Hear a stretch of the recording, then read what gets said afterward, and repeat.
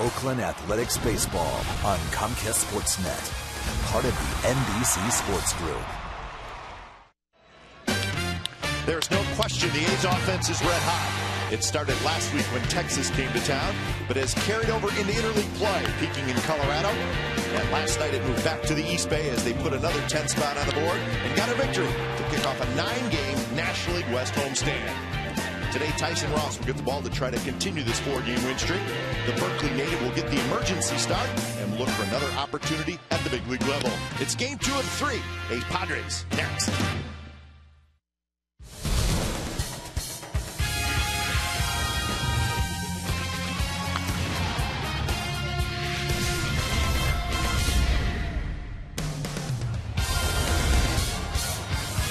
Hot weather has arrived in the Bay Area. It is smoking hot here at the Coliseum this afternoon. And the A's, well, they're hot as well. Swinging the bats big time, and they are looking for their 5th consecutive win. They'll try to do it against the Padres.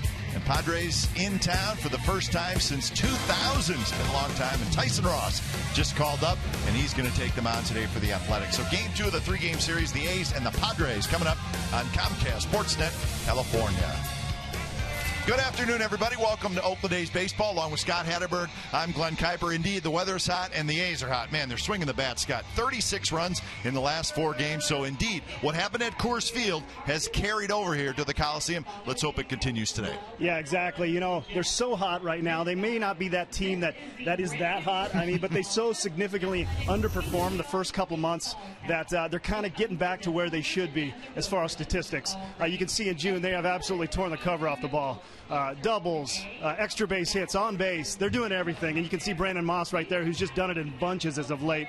So they may not maintain this pace, but it's definitely going to get them back to the hitters that they should be statistically. Yeah, hitters always find the level that they should be hitting at anyways, and it looks like that's what's happening. Right. Tyson Ross will take them on this afternoon, and Scott, just looking for some consistency with Tyson Ross, not only mentally, but maybe that arm slot as well. Yeah, definitely he's got some mechanics that he's trying to get through, and basically it's consistency. We want this guy to be around the zone more often with his pitches. He falls behind too much. It's not a case of him not having the stuff. He's got the stuff. It's just a matter of him being consistent with that stuff. So if he can iron those things out, have a little consistency with that delivery and that finish and keeping that arm slot where it needs to be, he's going to be a tough one. All right, the A's won last night 10-2. Again, looking for their 5th consecutive win. They have a season-high 4-game winning streak coming into the game. We'll have lineups and first pitch when we come back to the Coliseum. It is a smoking hot day at the ballpark. Nice crowd on hand. Interleague baseball coming up.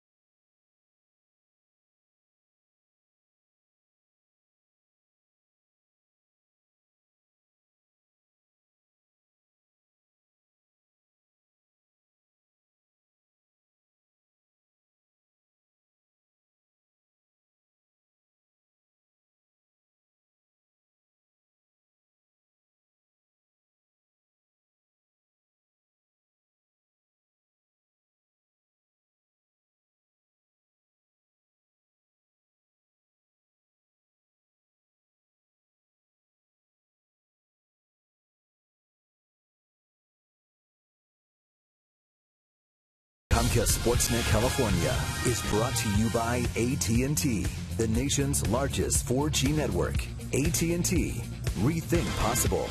And by Toyota. Check out the great deals at your local Toyota dealer today. Welcome back to the Coliseum. It's the A's and the Padres. Afternoon baseball, game 2 of the 3-game series. A's winning last night. Game time weather for today is brought to you by the Santa Cruz Beach Boardwalk. Get to the beach. The admission-free boardwalk is now open daily. It is hot, folks. 83 degrees, which is very warm here at the Coliseum. And it's a hot day everywhere in the Bay Area. So lots of water. If you're in the sun, heads up. Hope you got some SPF. Yes, indeed. It is that kind of day. So we're going to enjoy the hot weather. And we're going to check out the lineup for the San Diego Padres for game 2 of the series. It starts with Will Venable. So Venable in the lineup this afternoon, and then Cabrera, Headley, Quinton will DH. Former Athletic Mark Kotze is in right field hitting 5th, and then Alonzo Mabin. Baker's a Bay Area native, and Alexi Amarista hits 9th. So that's your San Diego Padres starting lineup for today. Pitching for the A's, we got Tyson Ross, who's been on a bit of an elevator ride this year. He started off in the minor leagues in Sacramento, got called up, struggled a little bit for the A's, got sent back down, posted a 2-0 record with a 1.38 ERA before being called up today, and he's picking a good time because the A's are swinging hot bats. The mechanics are coming around. Big thing for him is going to see if he can establish that fastball so he can get to that good slider. The defense behind Tyson Ross today looks like this. Smith in left, Crispin center, Cowgill in right, Inge, Pennington, Weeks, and Moss on the infield, with Kurt Suzuki doing the catching for Tyson Ross. So there's your defensive alignment for the Athletics. Will Venable steps in, and we're just about set for baseball from the Coliseum. So Tyson Ross back up from the minor leagues for the start this afternoon. So Venable steps in, left-handed hitter. And we are set to go. And the first pitch of the ball game is just a bit low. First pitch, 108. So 108 first pitch here at the Coliseum. 269 the average for Venable, 5 home runs. Got to be careful with this guy. He's not a huge guy. Tyson falls behind 2-0, but he's got 7 leadoff home runs, which is tied for the most for the Padres. Kilvio Veras. Brian Runge calling balls and strikes today. Of course, Will Venable, son of former major leaguer Max Venable.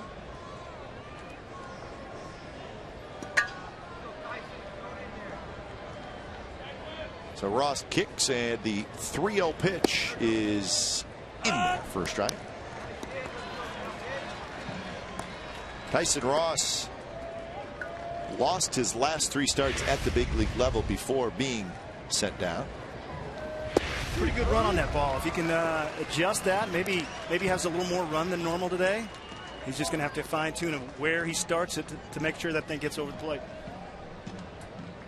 So full count now to Will Venable. Good swing there by Venable. Ross lost to the Giants, to the Yankees, and to the Twins.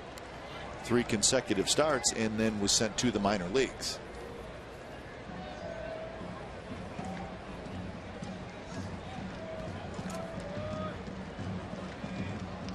Another 3-2 pitch to Venable. And that one's toward left field. Hit hard, but right at Seth Smith, and that's the first out of the ball game. So Venable hit it hard. Nice piece of hitting. Tyson, good pitch. Nice sinker away. Venable does what he can with it. Bad luck. Number 2, right at him. Cabrera. Well, Ross, of course, has that great sinker to the point where if he just gets it anywhere near the strike zone. Ball moves good, but the only difference is with that slot dropping a little bit his arm, it stays flat. It doesn't have that downward angle. You're looking for playing, especially when you're a big guy like that. You want to see that ball move, yes, but you want to see it move down rather than across.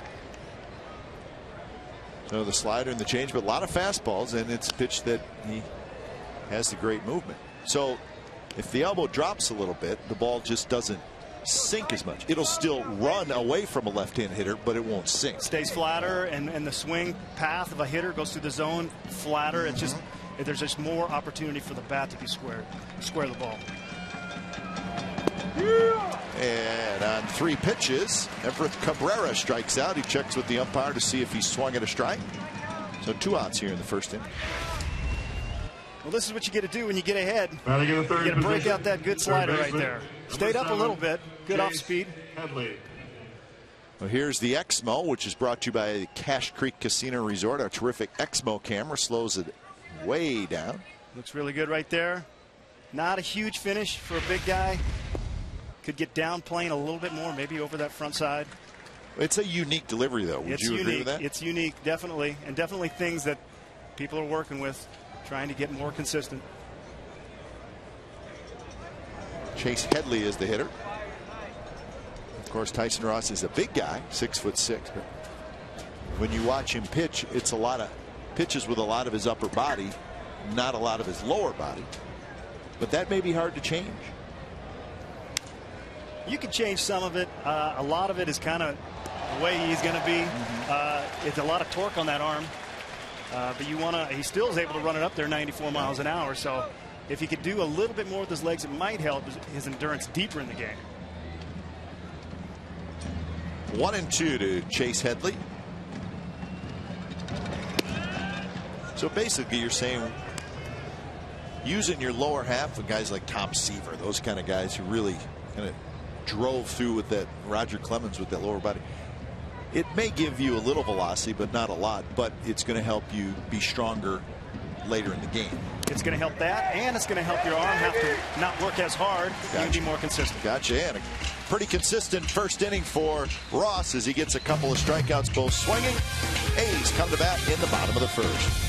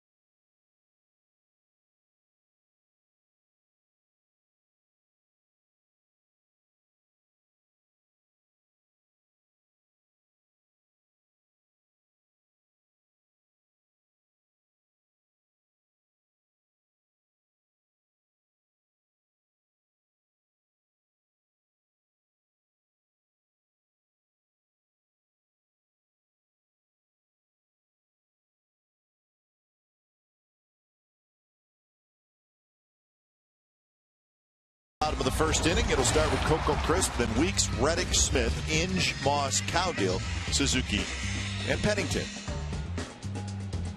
So Coco Crisp in the leadoff spot for the 3rd consecutive game, and the first pitch from the right-hander Ross Ohlendorf is in for a strike. 194 the average for Crisp with a homer and 13 RBIs. Coco bunts, and it's a fair ball, and it's picked up by the catcher, John Baker. He throws to first. Crisp is retired. That ball just hit right out in front of home plate. Pitching for the Padres today is Ross Ohlendorf, a right-handed pitcher that is getting his first start at the Major League level this year. First start as a Padre. Spent most of the year for the Pawtucket Red Sox. He's a 3-pitch guy. He's got a pretty good slider that he's going to use mainly versus right-handers, and a changeup that's going to be his weapon against left-handers. Big thing for him is, like Tyson, being able to spot that fastball early in the count. First pitch to Weeks is in for a strike. Ohlendorf has been around some. He was originally an Arizona Diamondback and then was traded to the Yankees. He got to the big leagues with the Yankees and then was traded to the Pirates and actually had a decent year in 2009. He won 11 games, had an ERA just a little bit under 4. It looked like he had started to figure it out. An injury set in. Really had a lot of injuries, a couple DL stints in 2010, and then more DL time in 2011. So he's trying to find it again. But there was a year in 09 where it looked like he was turning the corner. Signed as a minor league free agent in February of this year, February 15th. So spring training is just about ready to get started.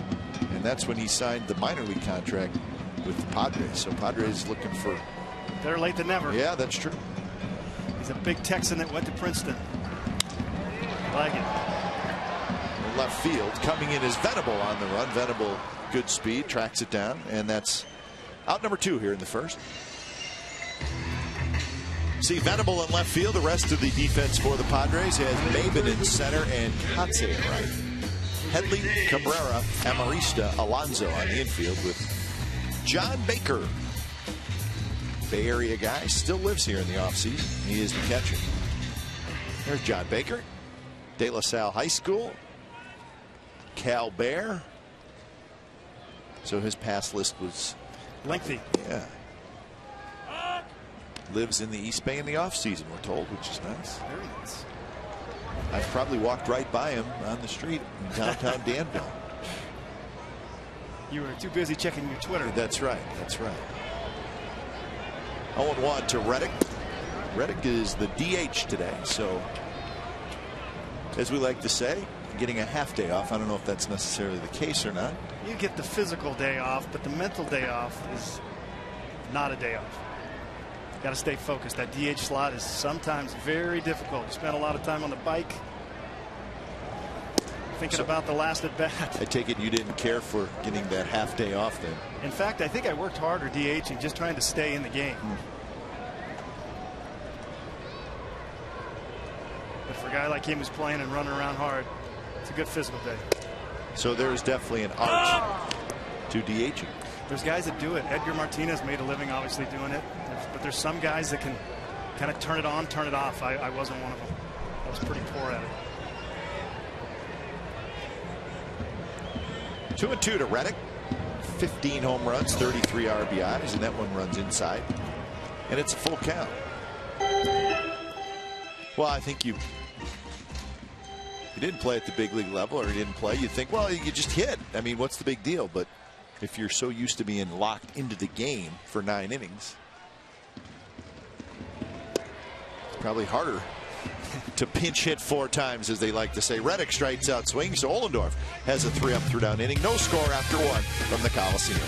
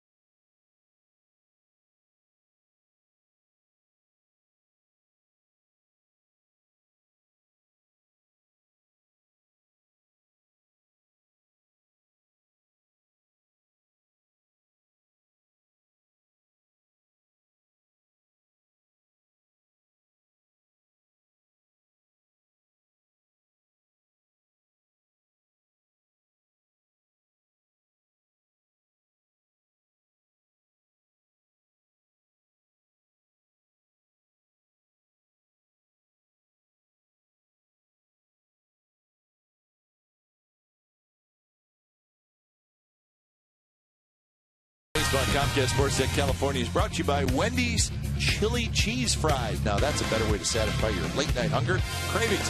Wendy's, better later. On a day like today, flowing water looks pretty good, doesn't it? Or a Wendy's Frosty. Yeah, it's hot. Tyson Ross had a 3-up, 3-down first inning with a couple of strikeouts. A good start for Tyson Ross. He faces Carlos Quinton, Marcatse, Yonder Alonso, 4, 5, and 6.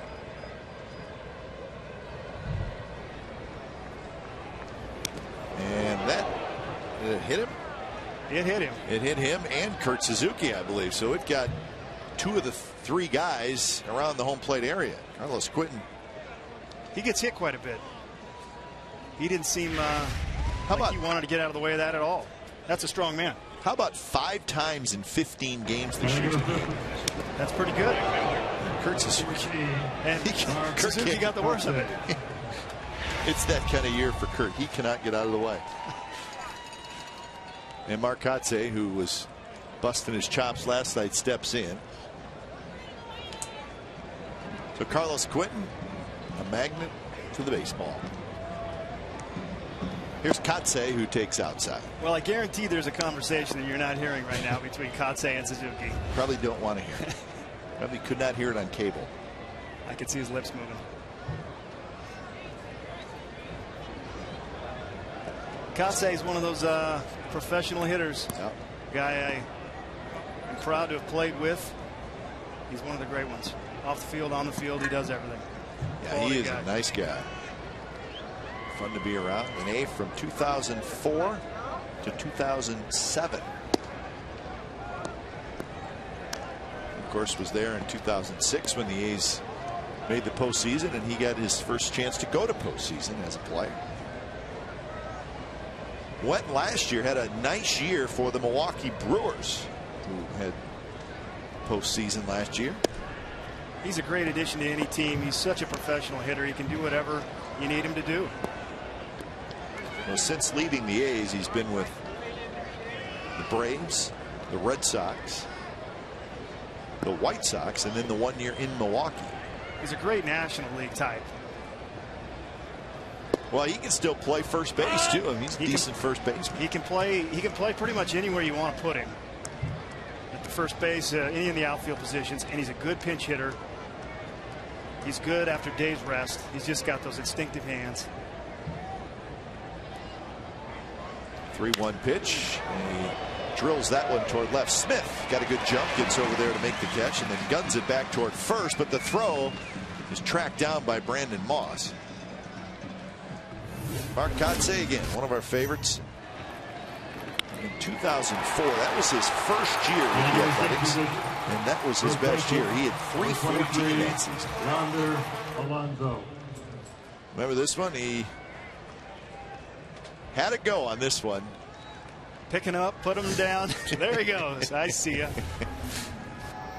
I watched him go 16 for 20 in a series versus Cleveland. Who goes 16 for 20? That's unbelievable. Well, Marcatse was the kind of guy, as Suzuki can't get it, it goes past him. Marcatse is the guy who, and I witnessed it and you were part of it, but he just seems to have an idea of exactly what's going on in the clubhouse, how to handle different guys, and wasn't afraid to go up and tell somebody something. Was that accurate about the way Katse was? Absolutely. He wasn't one of those vocal leader types, but he knew everybody. He was friends with everybody. He included everybody. There you go. Those type of guys really keep a locker room tight. Don't you think you have to have a guy like that on a team? You have to, and it gets overlooked, I think, when you build teams. I mean, that's a huge part of it.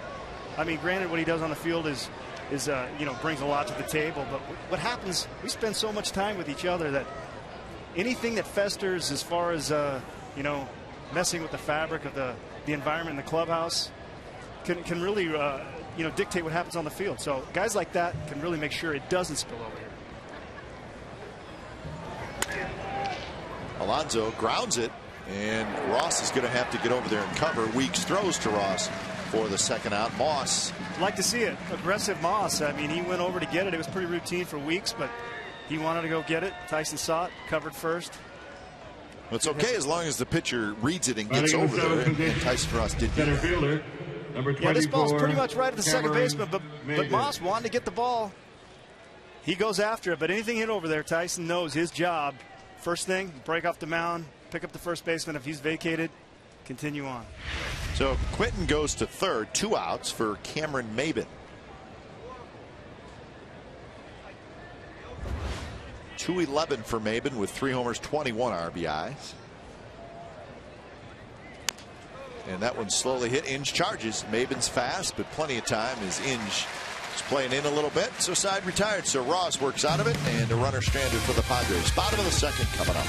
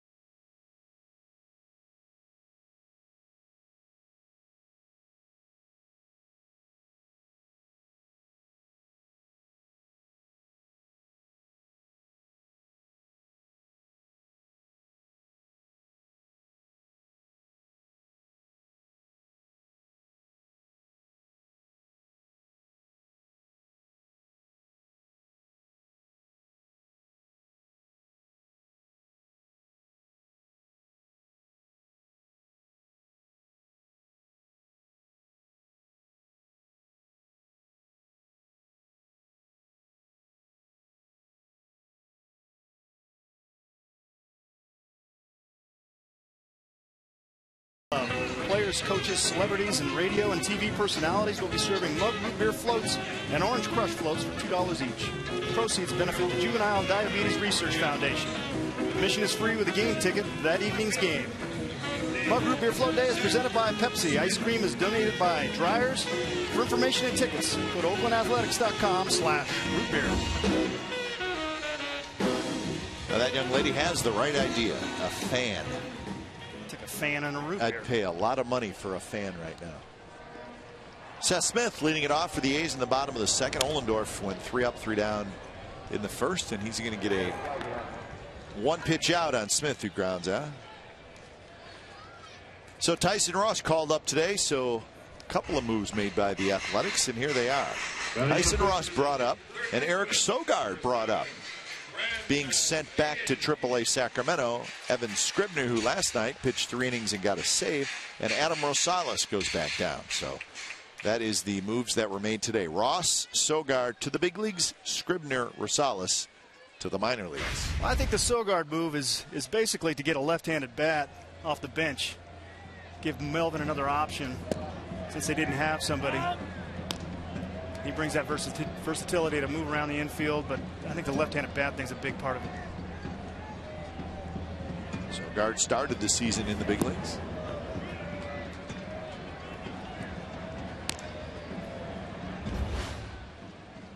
One and one to Brandon Inge. 7 home runs, 32 runs batted in.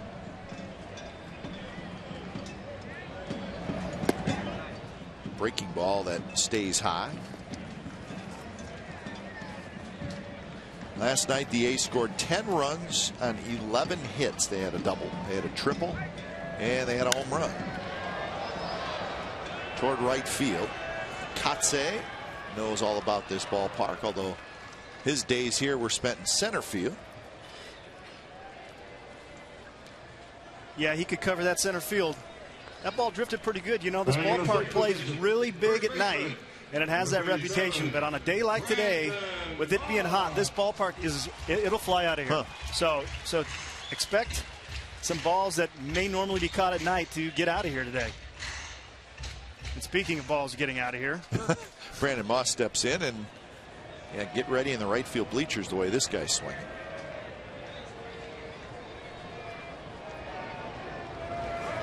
So he's homered in each of the last 4 games.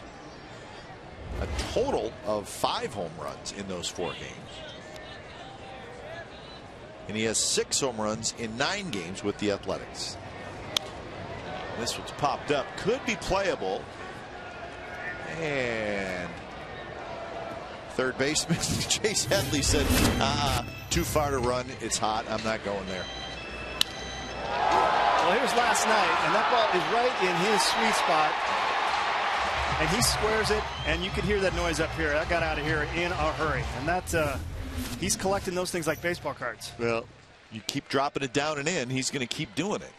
Ohlendorf pulled the string on him there, got him out front on a changeup.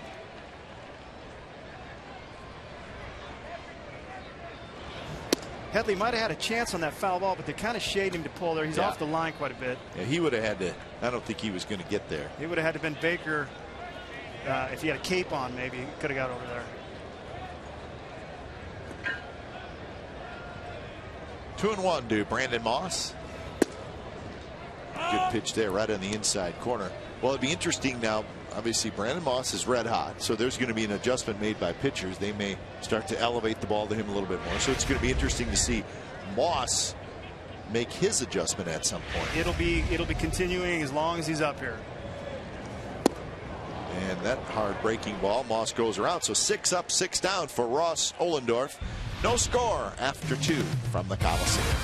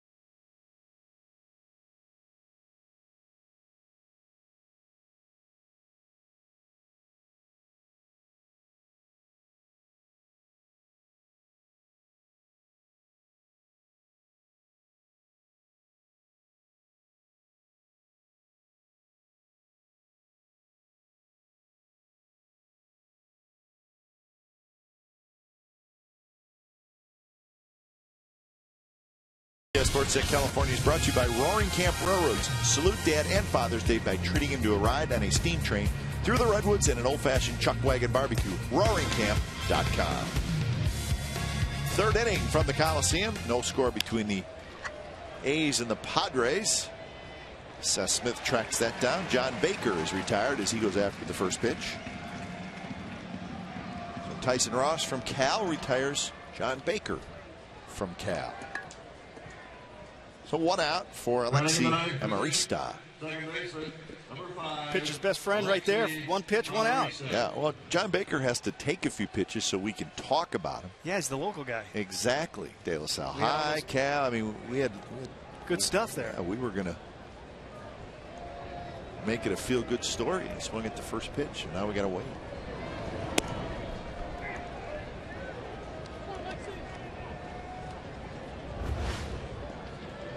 Amarista, the 9th place hitter, 204 with a couple of RBIs. And a triple and a walk and a run scored last night. Yeah, he scooted around the bases. He can move. Oh, yeah.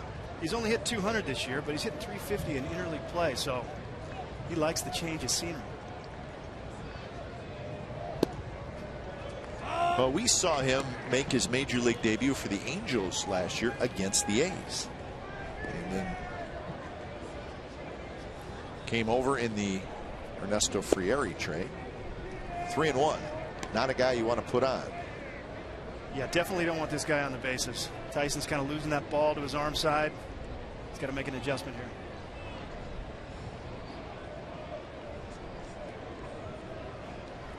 And that one runs way off the plate, and it's a 1-out walk to the speedy Amarista. Here's our Ford right choice. Travis Blackley got the win last night. First win in the majors since July 1st of 2004. That's 7 years and 350 days in between wins. It was the longest since Vicente Romo went 8 years and 3 days from 1974 to 1982. So Travis Blackley got the win. He pitched well last night.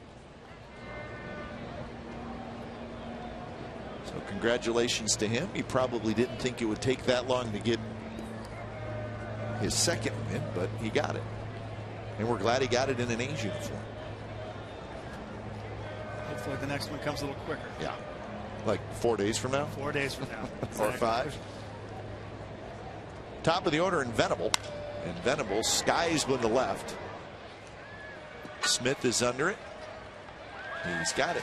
Routine play right now, but as that sun moves, it gets dicey out there. Yeah. This is considered one of the bad sun fields, right? Yep. This is one of the real tough ones, especially for that left fielder. So 2 outs for Everett Cabrera. Now batting, number 2, Everett Cabrera. So Cabrera struck out swinging in the first inning, one of 2 strikeouts for Ross in that inning.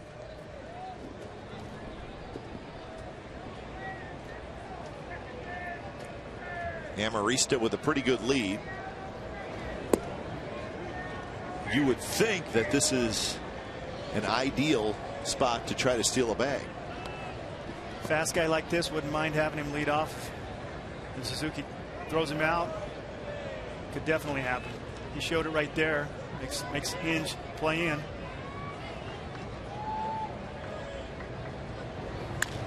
And that one hit, and it's foul as Moss made the play in front of the bag, and the ball was fouled.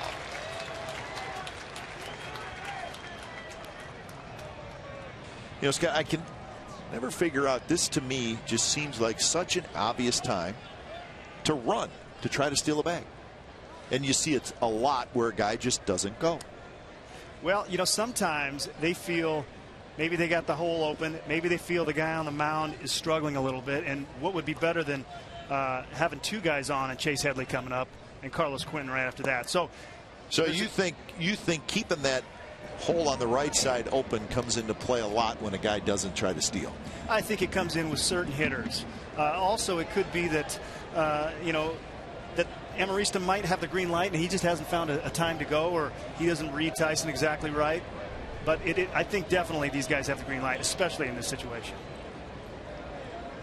The count is 2-1.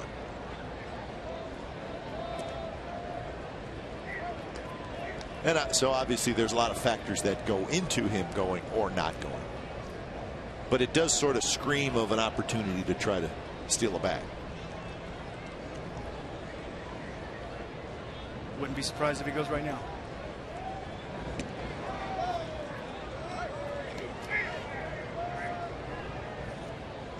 Two-one count. He might let him swing it, but I'd be surprised if he still stays there with 2 strikes.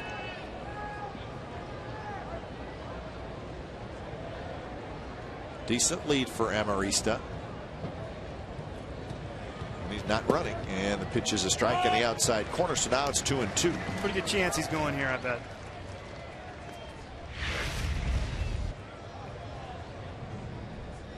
Nice little backdoor slider. Good pitch and a fastball count. I'd like to see more of that.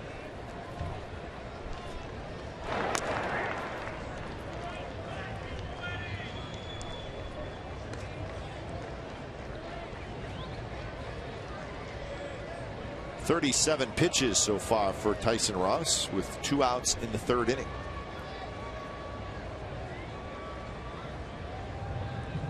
Emarista not going. He bluffed. Pitches outside. So now it's 3-2. He will run now. Moss is going to play behind the runner, take away that hole. It's going to be a big jump.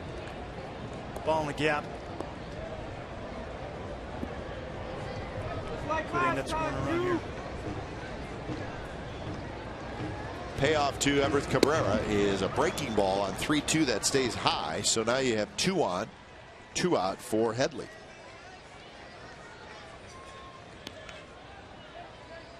Well, you can tell he's not completely confident with his fastball as far as spotting it. He threw that nice slider back door. Might have felt like he found something, found a good release point.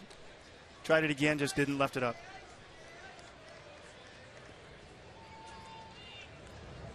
Now you got to work here with this guy. Good hitter in a big situation.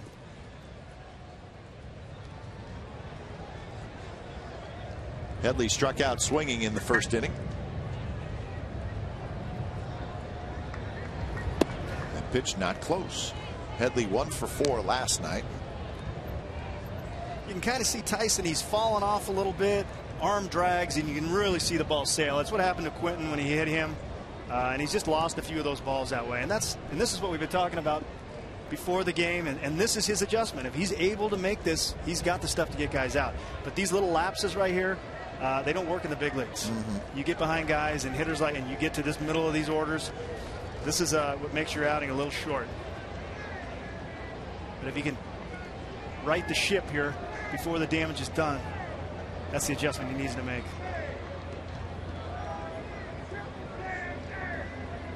Great speed on the bases with Amarista and Cabrera. They can fly.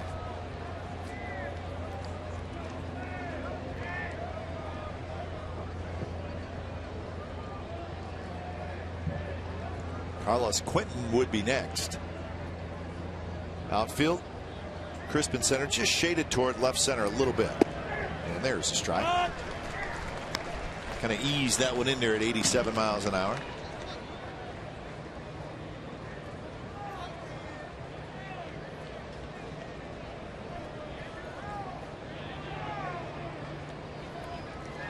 Chase Headley's a patient guy. He's got 40 walks this year, so he's going to make him throw it over the plate.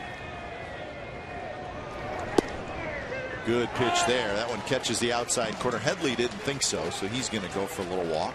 That's a quality pitch. Good movement. Stays on line. Doesn't fall off so bad. Absolutely paints that corner. Yeah, just a hair off. Good enough. Good enough. Yep. Thought it was right down the middle. 1-2. Fastball 95 miles an hour, just a little high. That's a pretty good pitch. You'll get guys to swing at that. It's a great pitch. I like that he's starting to move into left-handers here a little bit. Tried to bring it back, stayed up a little bit. Didn't quite get that sink that he's getting on his arm side, but he made him aware that he's going to throw in there.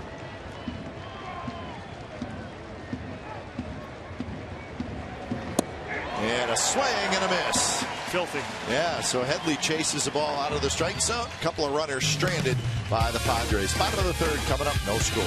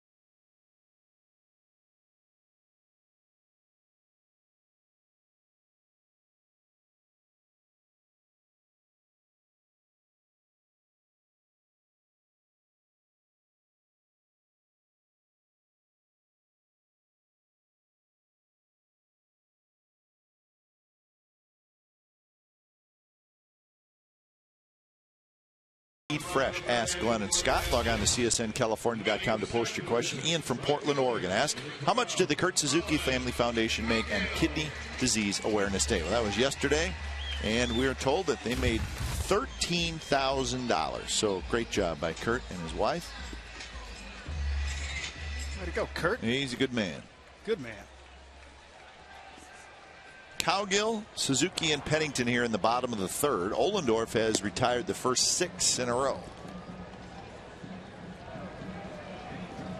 274 for Cowgill with a homer and 8 RBIs. He's a very hot hitter.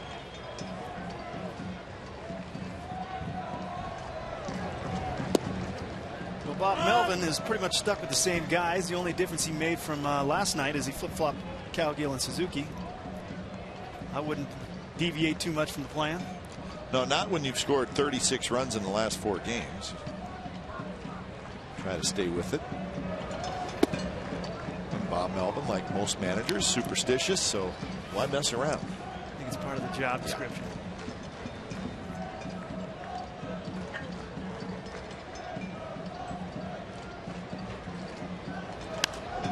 Cowgill, good swing, fouls a straight back. Yeah, you can tell he's in sync. He's seeing the ball good. He's on time. He just cut that ball in half. He's swinging it really well. He's seeing it real well, at least.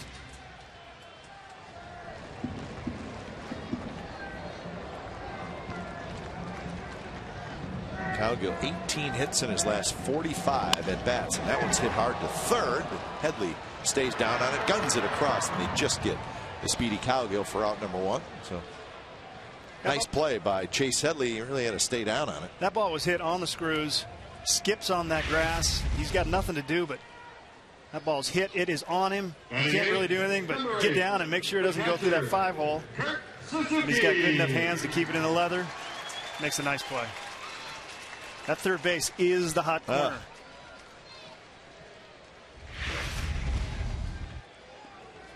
So here is Kurt Suzuki.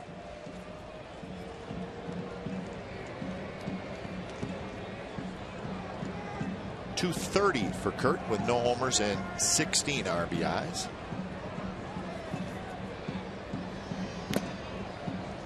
Foul tip. So Ohlendorf has retired 7 in a row.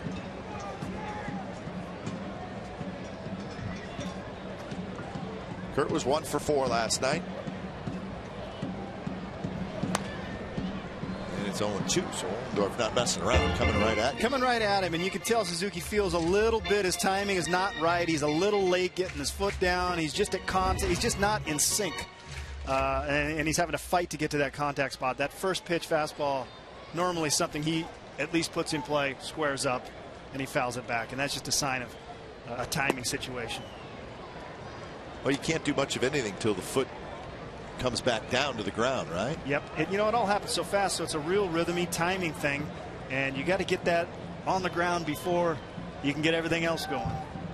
And it happens so fast that you get a little bit out of sync. A lot of other things go wrong. But despite him not hitting what he normally hits, he does not take it behind the plate.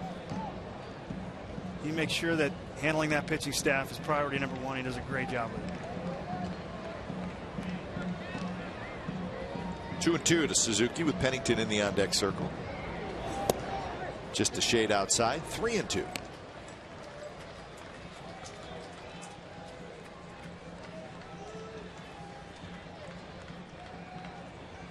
Pretty straight fastball from Ohlendorf when he goes to that side of the plate. That glove side, but he'll sink it inside. Like that? Yep. Headley throws in time. So, well, you saw it right there. So, if he runs it inside, he's going to have a little more sink. And, boy, that pitch had it down in it. Yeah. Watch this ball sink down. When he goes to his arm side, which is going to be inside here to right-handers, which he does to Suzuki, he'll grab at 2 seams, and that ball's going to sink in just enough to miss that barrel and maybe dive a little bit so Suzuki puts it in the ground just like he did to Headley. Ball's the other side. He's going to be mainly 4 seams, and they're going to straighten out. 37% of his pitches are sliders.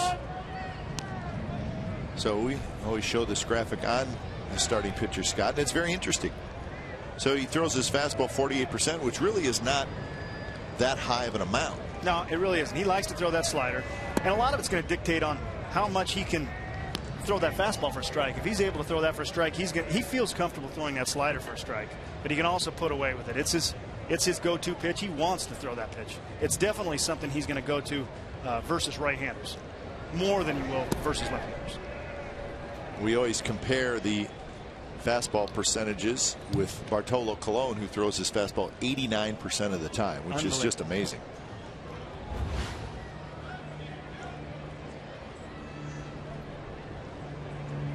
Two and one to Pennington. Pennington, a very hot hitter. He was 3 for 3 last night. 6 hits in his last 17 at bats. And like we talked about in the open, I think these A's hitters who are pretty good hitters, but their averages hovering around 200. Maybe now they're starting to get to where you figure they're probably going to get to as far as batting average goes. They're not there yet, but they're headed in that direction, and Pennington is one of those guys.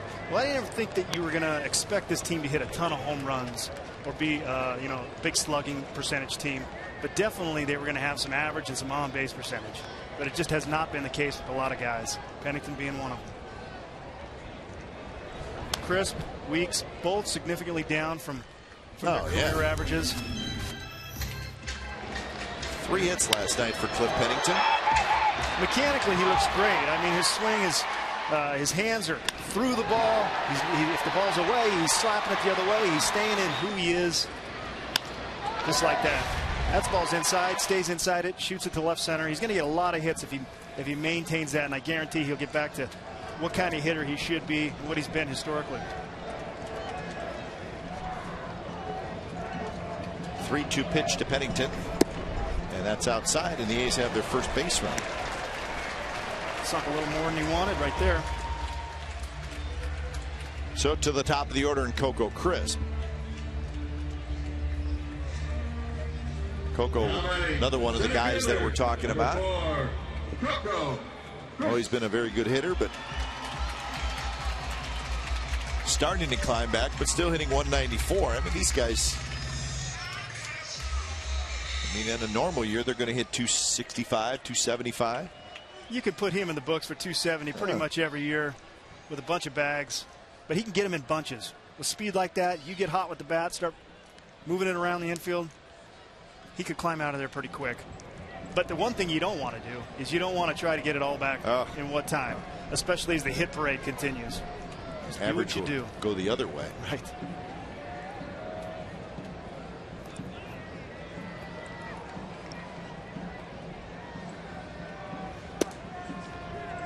Want to know now to Coco Crisp, who hit a little, or actually bunted a ball that hit right at home plate and just trickled out in front into fair territory, and John Baker, the catcher, picked it up and threw him out.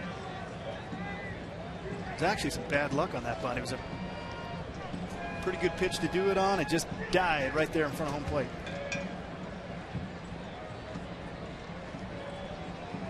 Pennington takes off. Pitches a strike, throw to second base, not nearly in time, and Pennington has a stolen base. Good read, huge jump, no chance for Baker. So number 11 for Pennington.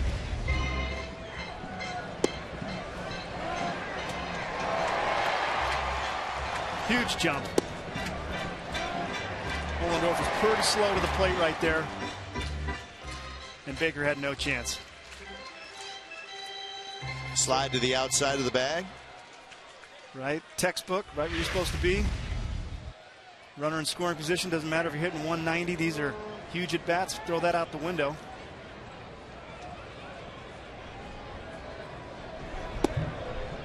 Two and one now to Coco Crisp.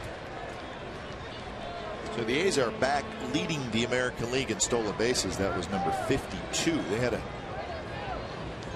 3-week period where they just did not steal a lot of bases because they weren't getting a lot of guys on base.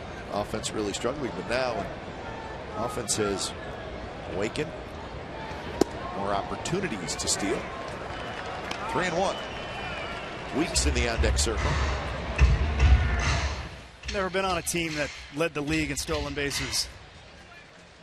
I think I drug it down the other way.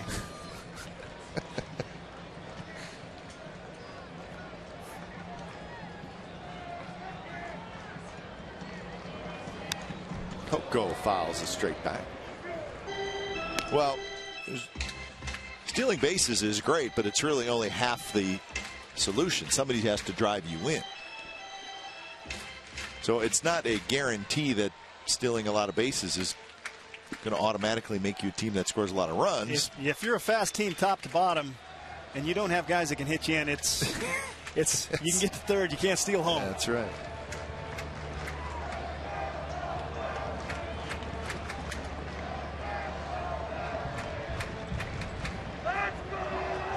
So 3-2 to Coco Crisp, trying to give the A's the lead here in the bottom of the third.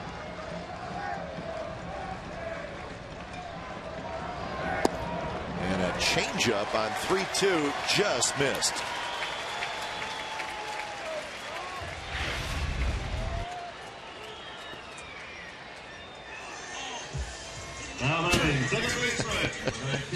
Wow. That's the hockey mask rattled around there. I don't think he could have saw where he was going. Might have thrown that ball to third base with that thing rattling around like that. And he's got a hat on underneath. And he's got a hat on. That was a great pitch right there by Ohlendorf. That was a great changeup in a great spot. Full count. But even better by Coco laying off it.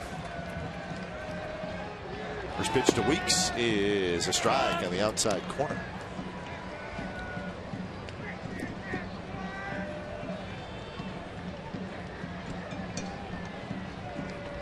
Weeks average sitting at 221.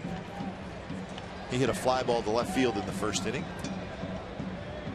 0 for 3 with a couple of walks so far in the series.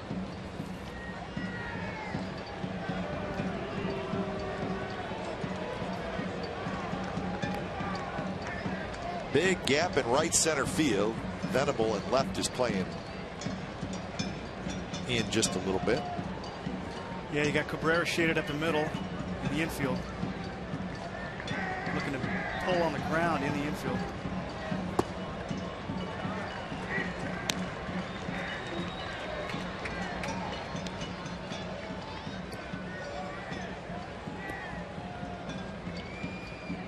So a couple of 2-out walks here in the third inning.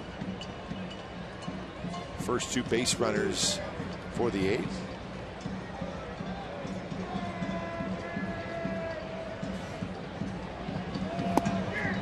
Weeks takes low, 2-1. So Ohlendorf just very strong. He retired the first 8.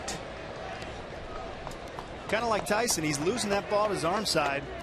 Falls off a little bit, same kind of problem. Arm can't catch up, ends up getting that extra movement, tailing out of the zone. Weeks fouls it just above the A's dugout. So 2-2 to count.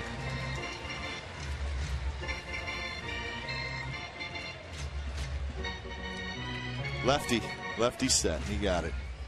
There he is, the lefty. Little fella. Yep.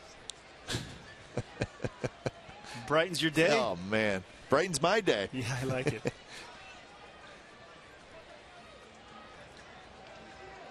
Weeks hitting in the 2-hole. New spot for him. He lofts that one down the right field line, way out in front. Pretty good slider to fight off right there. That was in a good spot, low and in. That's a very tough pitch, especially after you've seen a lot of balls going away from you like that.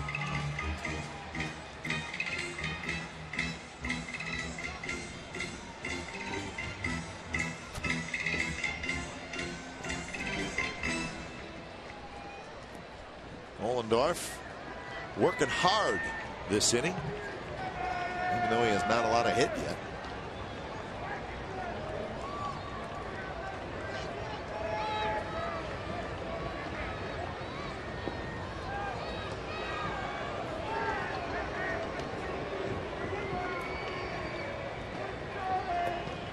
Definitely aware that they might run.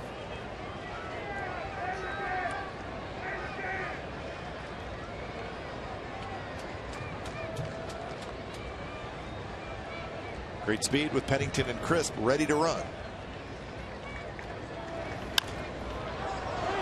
pop up, foul territory. Headley over, and it's just into the seats.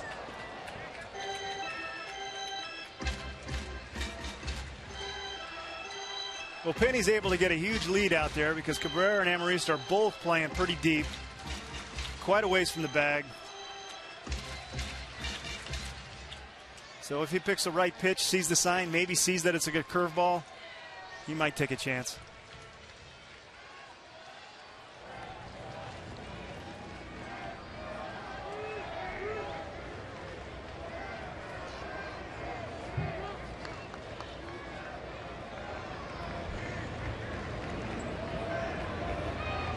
So another 2-2 to Weeks. It's low, 3-2. So the A's will get a little help, get the runners moving.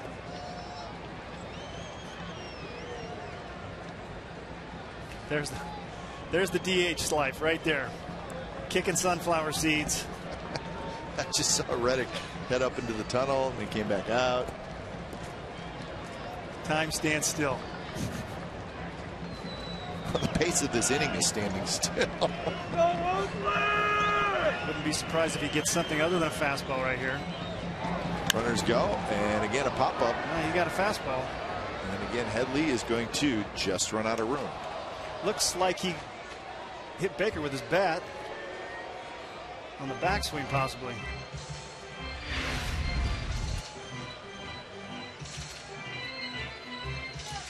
Yeah, right on the wrist, right on the back of the wrist.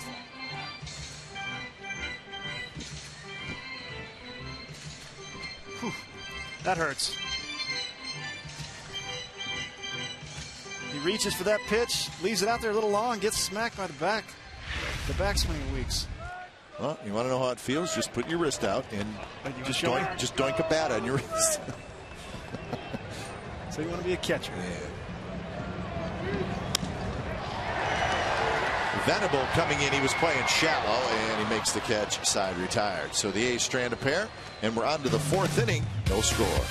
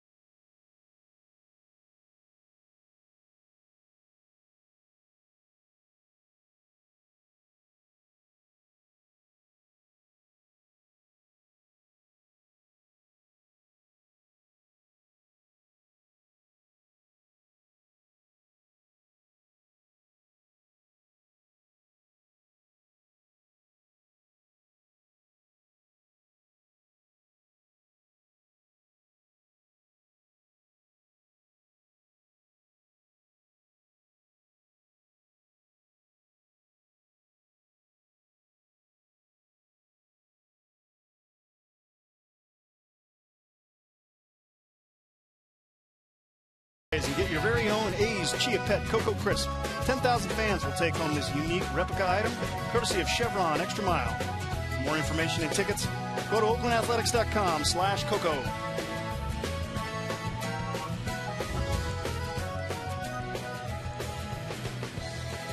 Fourth inning from the Coliseum, and no score, and neither team has a hit in the game. Couple of base runners for the Padres make it 3 base runners, 2 walks, and Carlos Quinton was hit by a pitch.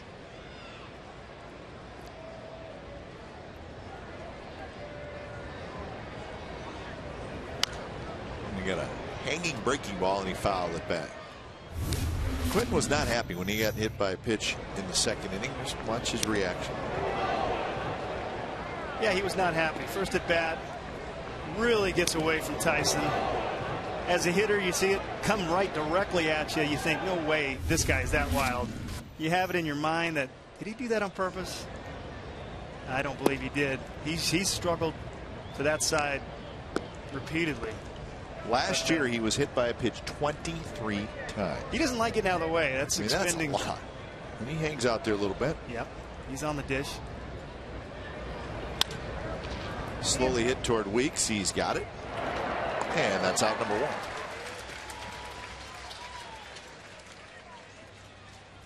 All right, here's our trivia question for today, and it's brought to you by AT&T. Who are the 3 players who went to Washington State University to hit more than 100 career Major League Baseball home runs? I think I might know this. I know one of them. John Olerud. Glenn, you're off the Christmas list. Wazoo. That's where my partner went, Scott Hatteberg. John Olerud was a pretty good hitter. In fact, one of the best that I've ever seen. So Pullman, Washington, huh? Mm-hmm. Nice little college town. There's a lot of wheat. And then there's the college. And it's hard to get to, right? Pullman? You got to. It's not easy. Fly to Spokane, maybe? Well, you know, you can fly into Pullman. They got an airport now, right. but if you want a bigger one, you got to go to Spokane, which is about, I don't know, 30 miles north. All right. It's right on the border. That ain't bad. Idaho. Good school to go to. Bunch of college kids in the middle of the wheat. Nothing wrong with that. Learning environment.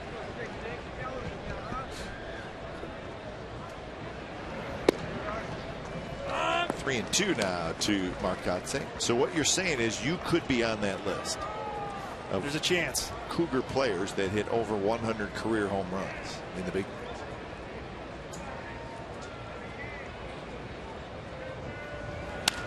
Well, if you did, if you are on that list, we know which home run was the biggest one without much of an argument.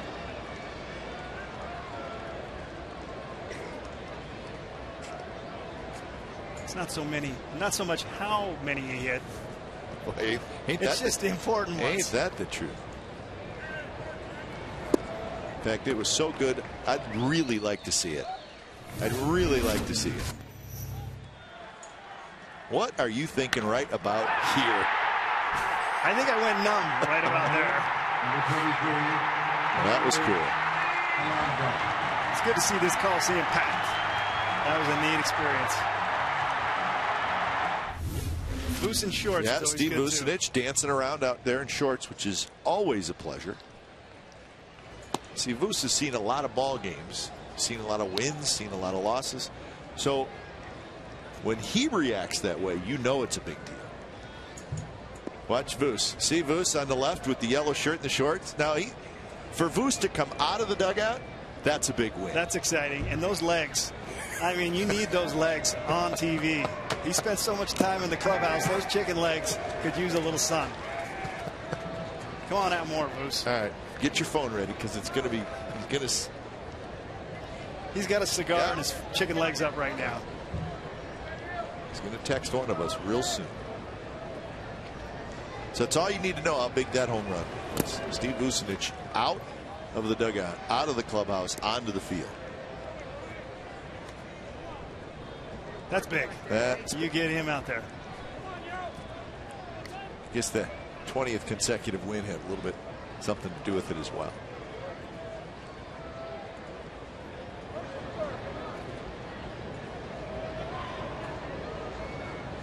Two and one to Yonder Alonso. And you were pinch hitting. Right, I don't do that well either. So that makes it even more remarkable. Doesn't matter. It is worse than DHing. It's DHing one at bat. against a guy who threw nothing but sinkers, right? And I hated facing that guy. Grimsley threw so hard, and they were bowling balls. You could feel the impact, how heavy. Somehow he made the ball, and it sunk so much. The last thing I thought I was going to hit the ball in the air, let alone out of the ballpark. I think he was as shocked as I was. Good 3-1 pitch from Tyson Ross. Fools Alonso. So 3-2 with Kotsay at first after the 1-out walk. Well, when you do something that is remembered, it's going to be remembered for a long, long time. That's pretty cool. Kotsay was taken off, and Ross stepped off. Kind of a sketchy step off right there. I don't know if he quite got off.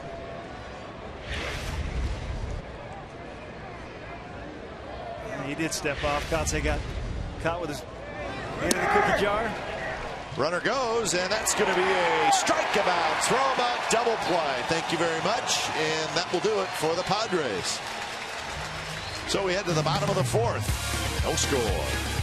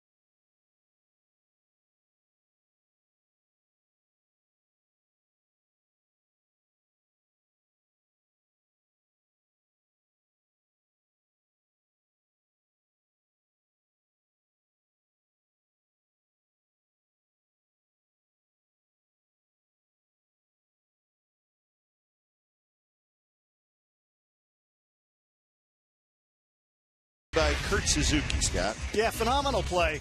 Tyson, I'm glad to see, throws that slider full count, but that ball is so tough to throw on. It takes Suzuki into the hitter, low and in, gets his feet, almost has to take a jab step to clear himself from Alonso.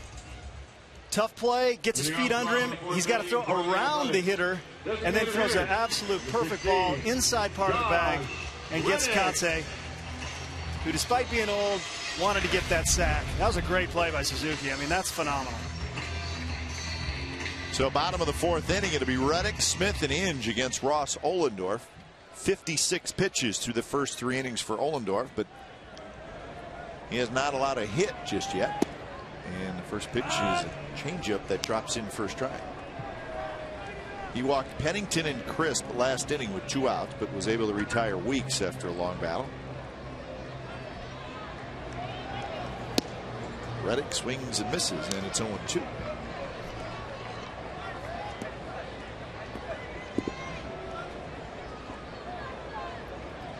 Couple of strikeouts, couple of walks for Ohlendorf, 29-year-old right-hander.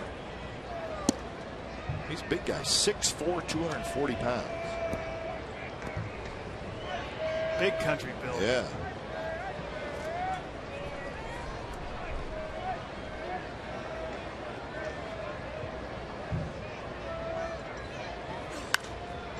That one skied straight up. Baker, Headley, and Headley was in foul territory, then drifts back into fair territory to make the catch. A's fans, this weekend is your last chance to enter the A's Deck Makeover Contest, brought to you by Ashby Lumber and Humboldt Redwood. Send in a photo of your ugly deck and you can win a $1,000 Ashby Lumber gift card. Enter online at ondeckgreen.com. One out for Seth Smith.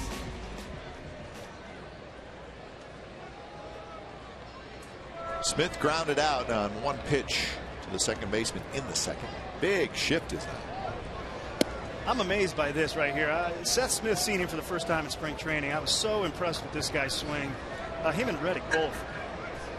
And I can't believe that teams are shifting this guy the way they are, because he sprayed the ball all over the infield in batting practice, during games, and statistically he must be really. That one's to center field, and that baby is gone. You shift or no shift. You can't shift him where you hit him when you do that. Smith goes to center field, his 7th home run of the year, and the A's lead 1-0.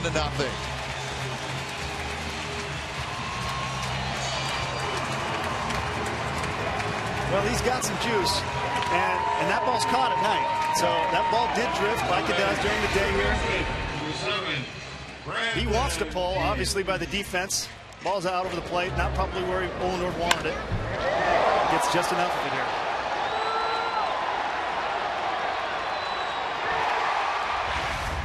Still would like to see him spray a couple balls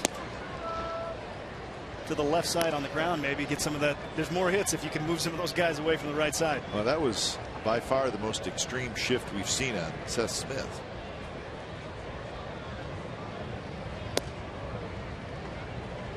We're not talking about a dead pull hitter here. Direction of hits, got 10 hits to the left field, 18 to center field. So, but the outfield plays pretty straight. I mean, you see him. I mean, left center shades a little, left field shades a little to center, but the infield is drastically pulled. So statistically, when he hits the ball on the ground, rollovers, he pulls it. I mean, he doesn't hit a lot of balls to the left side on the ground. There's a good shot of the leg swing. kick. He's got a great swing. He's very balanced, stays in his legs, uses his legs really well, gets through the ball. Sometimes will roll over, that top hand will come over, but not here. He gets through it, gets great backspin. Great effort there by Maben. Man, that's some ups. Almost caught it. Drifts just out of his reach.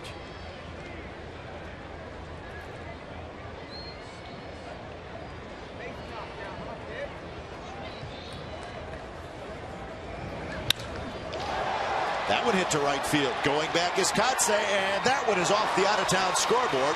Bounces right back to Kotze. The throw to second just late, and Brandon Moss has a double. So Moss hits one off the out-of-town scoreboard. That ball was smushed.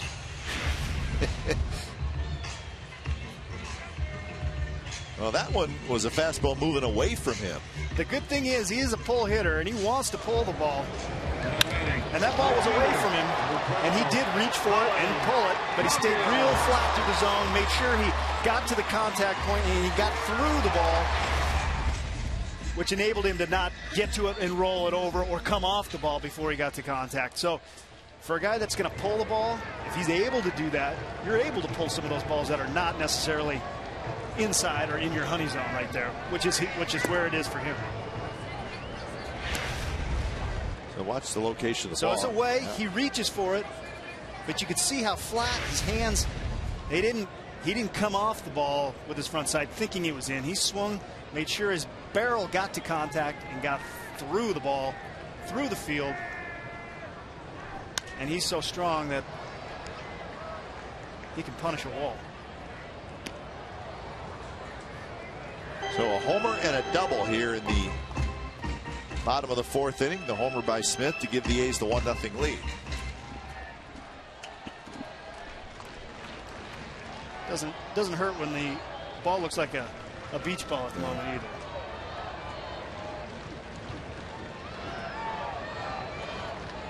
Cowgill grounded out to third. His first at bat.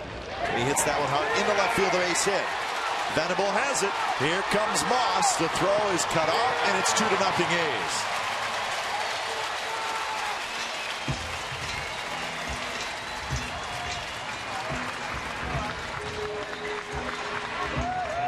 Big 2-out hit there by Calgill. Gets himself a breaking ball. Stays on it good. Maybe not the best breaking ball from Ohlendorf. Stays up a bit.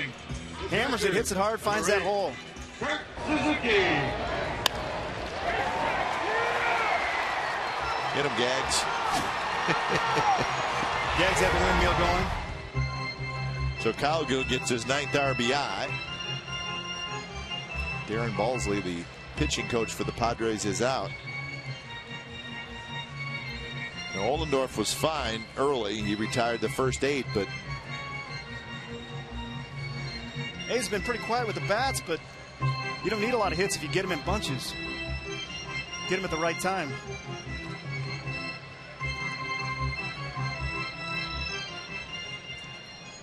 so Suzuki hits.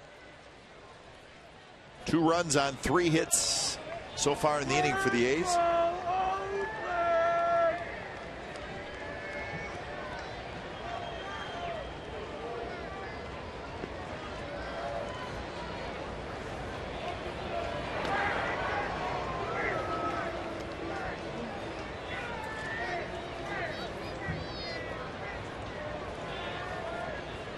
Interesting, you see Ohlendorf kind of wiping his forearms off on the side of his pants. That tells you just what kind of day it is. It's hot. You don't want that sweat dripping onto your hand. Ball gets wet and slippery. You don't want it to slide down. You want to get that grip, make sure it maintained, especially when you have a tendency to lose it to your arm side. Pitch out, nothing going on.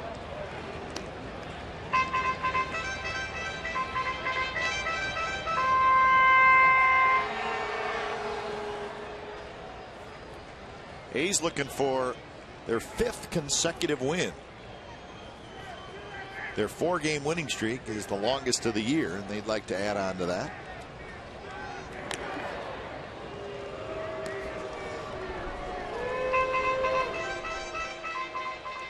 (14-16) at home are the Athletics. 16-19 on the road.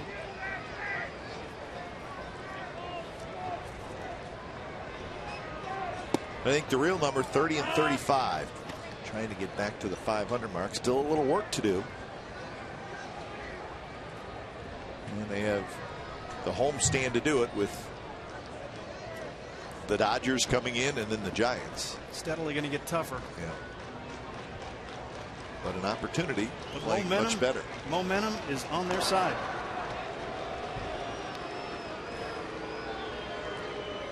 The difference in ERA at home, almost a 1.5 better at home.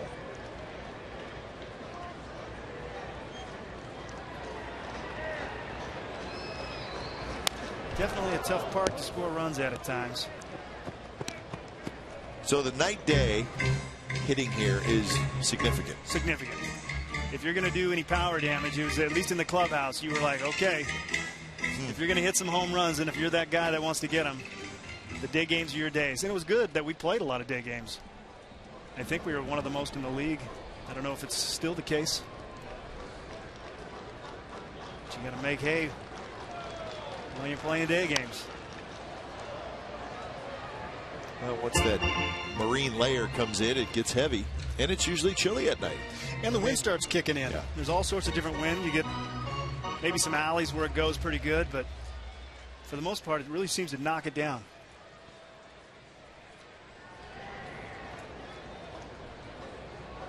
Doesn't seem like a whole lot of wind today.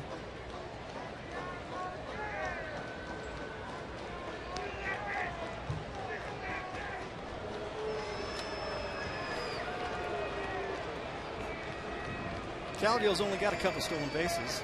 Ohlendorf is keeping him honest. He takes off. He got a huge jump, and doesn't matter. Strike 3 call to Suzuki, but the A's get a couple of runs. The first one coming on a long home run by Seth Smith. Smith's 7th home run of the year.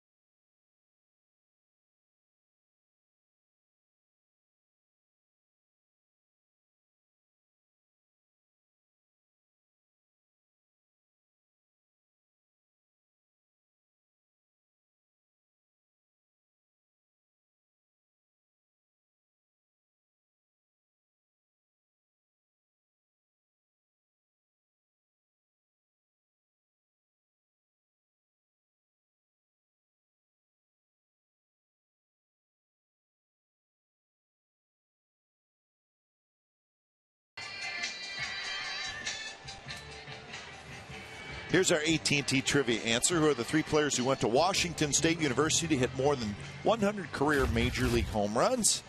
My partner Scott Hatterberg, 106. John Olerud. I did not know Ron Say was a Cougar. You did not? I did not. I feel bad. Should I have known Penguin. that? Yes, I know his son. One of his sons went to Cal. Yeah, he was a transfer. He came over, Ron did, from a small school, I think, in California. Oh, really? Spent a Okay. year over there. Ron Say. Sometimes shows at some of the events for Cougar baseball. Did you break any of his records? I didn't, because Olerud put them so out of sight, I don't think anybody's going to break them. So he was the man, John. Oh, man. He could hit a ball so far, and he couldn't do a pull-up. That one's hit far. Coco Crisp at the wall, and he leaps up, but he makes the catch. So Cameron Maben gave it a pretty good ride, but Crisp got back there and leaped up right at the last minute and made the play. He had enough room. His back was not up against the wall. He put a charge in this ball, and it really drifted. I think Crisp was a little bit surprised at how much it did go back. Felt that wall a little early, not quite there. Still got a good enough hands to keep it in the glove. The 1 out, and here is John Baker. Baker takes low. Well, Maben shaking his head. If Maben hits that in his home ballpark, it probably doesn't even make the warning track. It doesn't raise an eyebrow there. So there's a good look at John Baker, born in Alameda, and he was with the A's originally, 4th round pick. That was back in 2002. So John Baker back home, no swing, says Tim McClellan.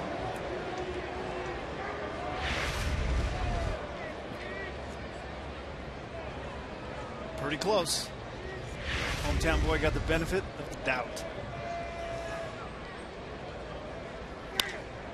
It's that one down the left field line. Foul. Baker got to the major leagues with the Florida Marlins in 2008. 3 years with Florida, up and down between the minor leagues and the big league club.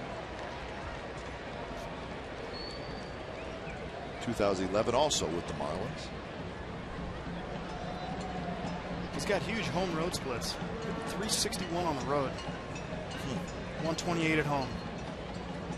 Kid likes to pack his bags. Lifts that one towards shallow left. Seth Smith has it, and John Baker is retired. 2 outs. And Alexi Amarista steps in, so a chance for a shutdown inning for Tyson Ross.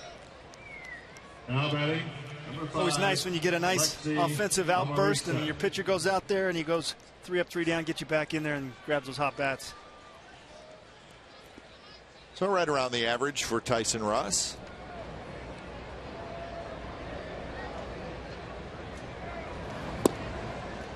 And a good pitch, but a little low. Well, that was a stat. Yeah.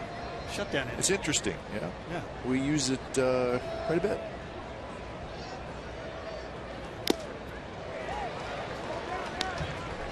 We think it's a big deal. I don't know what a ex-player would think. The old shutdown inning. So you guys aren't in the dugout? Let's get a shutdown inning. Here we go. No? I haven't yelled, let's get a shutdown. All right. Just yell at him, hurry up and get 3 outs so I get back here and swing it. So shutdown inning has never been uttered in the dugout while you're in there. No, I don't know where the credit's going to that one. All right. Well, we're keeping it on TV. I like it. You're stuck with that. We have the average, right? Right. So you have something to base it on, whether it's good or bad.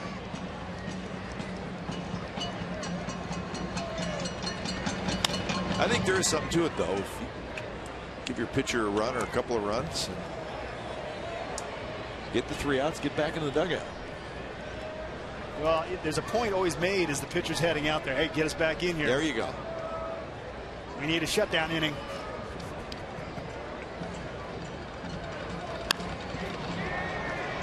Flare toward left center, but Crisp is there. He's got it, and that is a 3 up, 3 down inning and a shutdown inning for Tyson Ross. Bottom of the 5th coming up. A's 2, Padres nothing.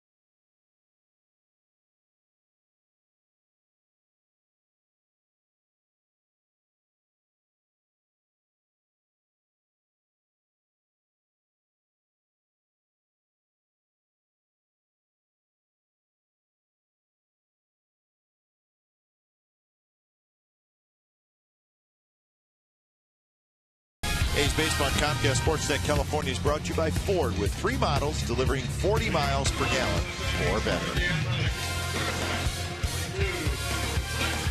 Beautiful day in the Bay Area. A's trying to make it 2 in a row over the San Diego Padres. A's lead 2-0. Pennington to lead it off, followed by Crisp and Weeks. First place Texas Rangers will play a little bit later on today. They'll host the Astros again. Texas won last night 6-2 behind Yu Darvish, who got his 8th win. Diamondbacks will be at the Angels tonight. Saunders and Santana, the pitching matchup. Diamondbacks won last night 5-0. Trevor Cahill 7 shutout innings. And the Mariners will host the Giants again. Lincecum and Millwood.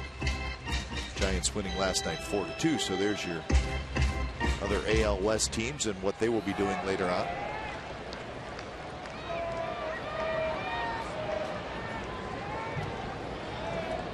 Well, the Padres don't know exactly what to do with Pennington. No. He's perfect so far.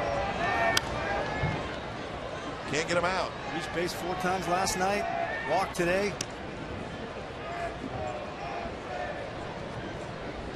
Well, no surprise that Cliff Pennington had 3 hits out of the 9th spot last night, and the A's scored 10 runs.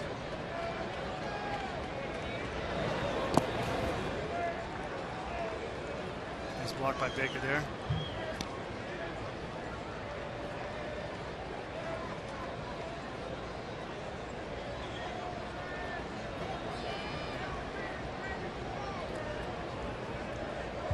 '79th pitch for Ohlendorf. He's thrown a lot in the last 2 innings. That's a base hit to right field. Pennington kind of tomahawked it.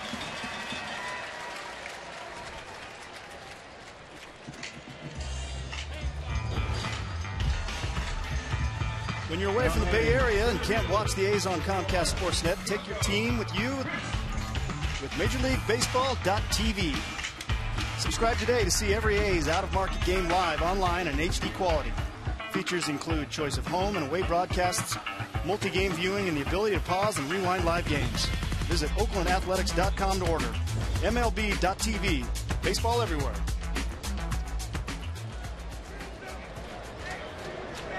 So the leadoff man aboard here in the 5th inning, and Ohlendorf, who has kept a very close eye on the A's hitters. A's runners, I should say, when they get to first base.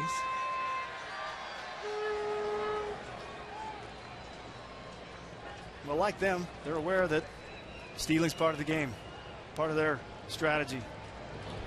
Headley, the third baseman, in on the grass. Coco bunts it toward Headley, who barehands it, guns it to first, and they just get Coco Crisp very close. But it'll go down as a sacrifice for Crisp. But I think he was sniffing the base hit. That was an excellent bunt. Excellent bunt. He couldn't have done it any better. I think he thought he had a hit as soon as he laid it down. But Headley, he read it perfectly, barehands it, and a lot quicker than I thought. Chase got on that ball pretty good. And he had to. You see how close it was. Chris couldn't really move. He knew it. That was a good play. So Pennington now in scoring position for Jemile Weeks.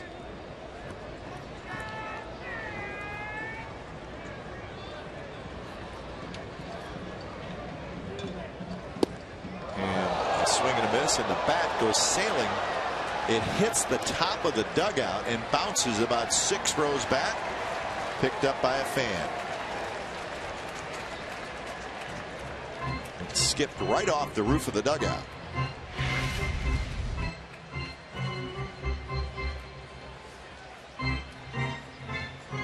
Man, if I go to games these days, I get so nervous if I'm sitting in those seats.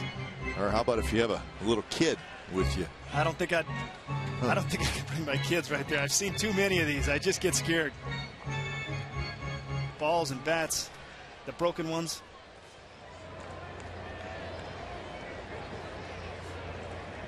But it's a souvenir if you get it. she won the battle. How did I know she was going to win the battle? I just had a feeling.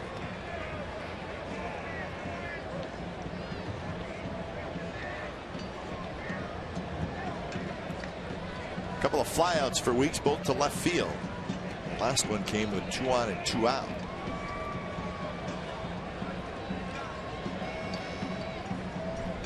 And this barrage of runs by the A's lately has got them out of the cellar as far as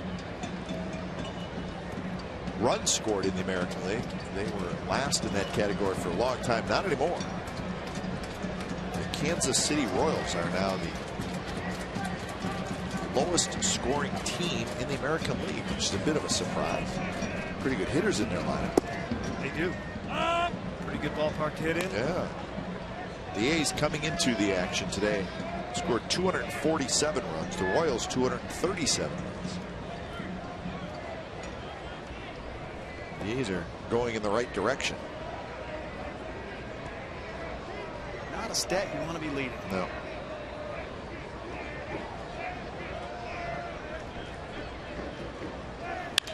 That one's drilled right center field, and that's going to get down, and that's going to go all the way to the wall.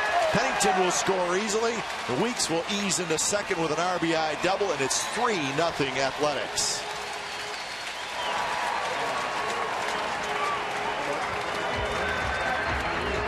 Big hit for Weeks. That's got to feel good right there. That ball was crushed.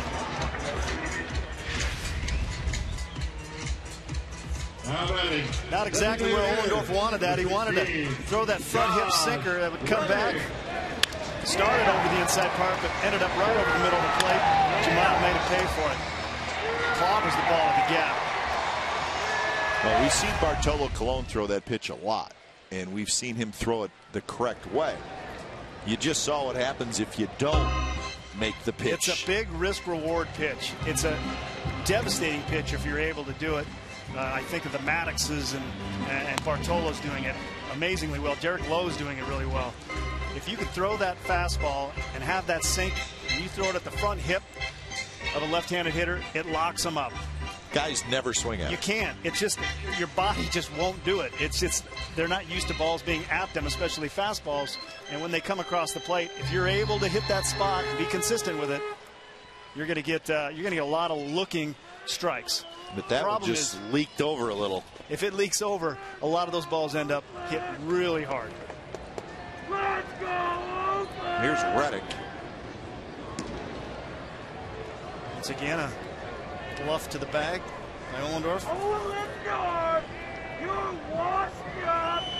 Reddick struck out in the first and hit a pop up to third in the fourth.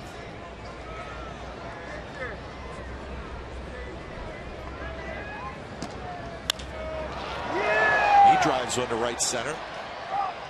Maben's over there. He's got it. Weeks will tag, and he'll go to third. So Reddick is retired. He does move a runner up. So 2 outs here in the 5th inning for Seth Smith. Now batting, left fielder, number 15, Seth Smith. So Smith steps in. He homered in the 4th inning. The A's have figured out Ohlendorf. He was good early. They've been a little bit more patient. They chased some balls a little bit. Ohlendorf actually got behind a few guys as of late. Been a little more patient, made him get some of the balls over the plate. Here's your DH. Do you like it? Do you not like it, Scott? Seth Smith does not like it. Bud Black's coming out. I knew I liked Seth. We're similar. Hate that DH. Yeah, forget it. I can't hit when I'm the DH. But like anything, it becomes mental. It really shouldn't be a big deal. But for some reason, sitting in that dugout feels like you're just watching it on TV or in the booth. So we got a pitching change. Hinshaw coming in 3-0 Athletics.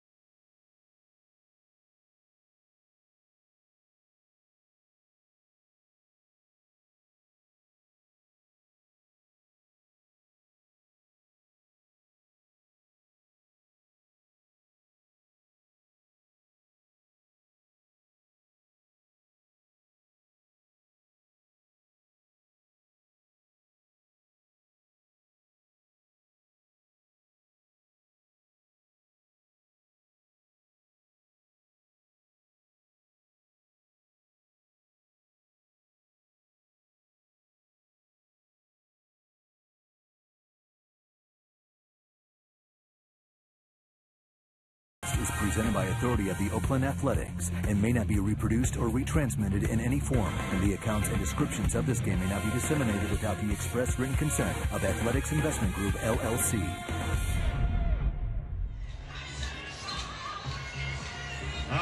Hayes have added a run, looking for more. It's 3-0.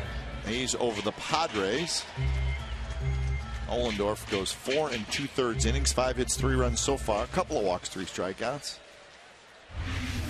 And when it's time for change, think Speedy Oil Change and Tune-Up. Your oil change, tune-up, and smog experts. The lefty Alex Hinshaw comes in. 13th appearance for Hinshaw. He's 29 years old. His first pitch to Smith is low. Hinshaw's a 4-pitch guy. He's got a 4-seam fastball. He's got a curveball, but his slider is going to be the pitch you're going to see. It's pretty tough on lefties with it. You'll see that the most. He has a changeup, but mainly a fastball slider combo from this guy. 2-0. Spent some time in the big leagues with the Giants, did Hinshaw. Interesting how the defense is playing with the lefty versus Smith. Usually shifted way over. Pretty straight up right now.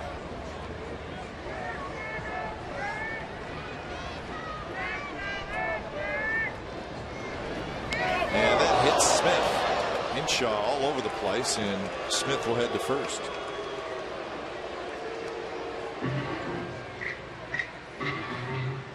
Well, that's always been Hinshaw's problem. He doesn't always have great control.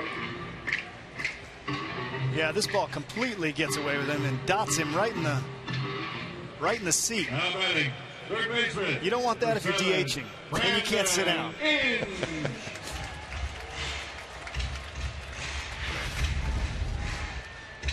So Smith is aboard after being hit the backside. 1st and 3rd, 2 outs for Inge.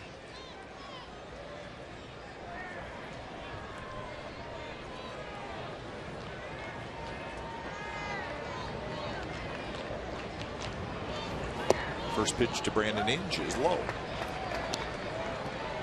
But there's just nothing worse than a reliever coming into a game and not being able to throw strikes. It's one of those things. You kill a team. Yeah, that absolutely kills the morale of the team. Yep.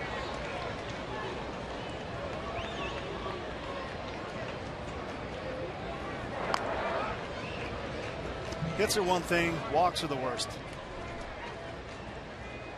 If you throw strikes, you give the defense a chance.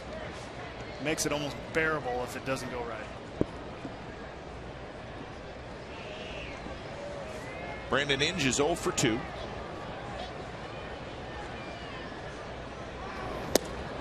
Missed again. No, outside corner strike. So 1-1 the count. Inge is hitting 228, but he's hitting 347 with runners in scoring position. So this guy, he's got real focus with guys on. You know what? You should be surprised by that number with the amount of RBIs that Brandon Inge has.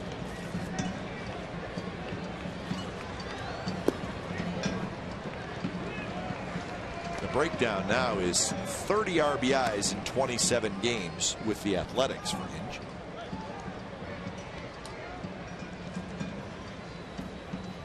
That's clutch. That's what you want from a veteran guy like Inge.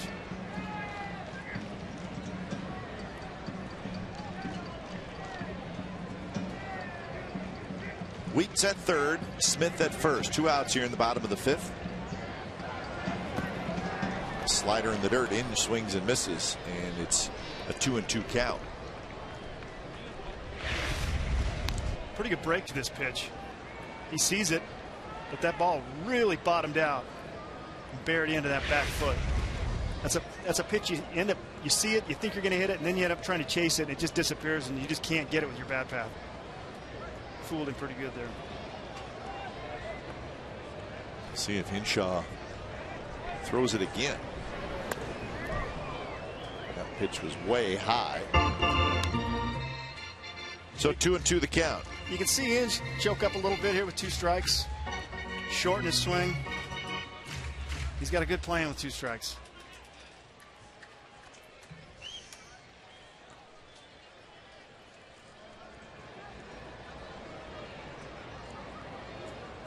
There's the choke up by Inge. Shorten that bat. Be short. And he's called out on strikes. So got to pull the trigger. Hinshaw strikes out Inge. A's get a run on 2 hits. So we're headed to the 6th inning. 3-0 Athletics. Pods still looking for their first hit.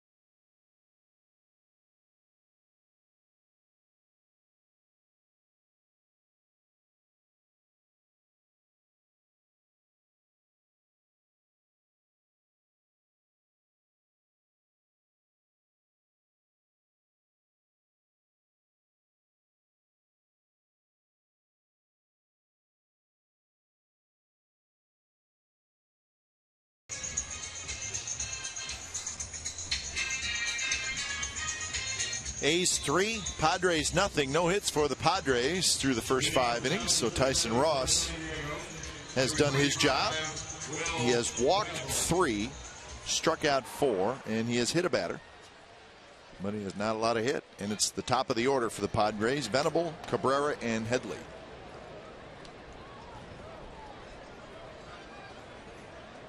So Ross kicks, and the first pitch is way outside to Venable. Yeah, Tyson's had some episodes where he's kind of lost his slot, like we talked about earlier. Mechanically got out of sync, but he got back on track. So those adjustments, you can do it before the damage is done. You're going to find yourself deep in a game just like this.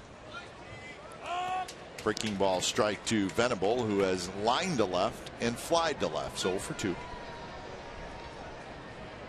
Venable came in the game last night as a defensive replacement, did not bat.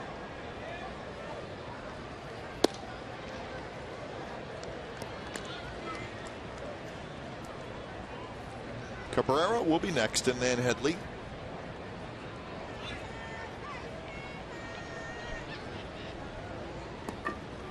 Good swing there by Venable. He got a pitch up and out over the plate. He fouled it straight back.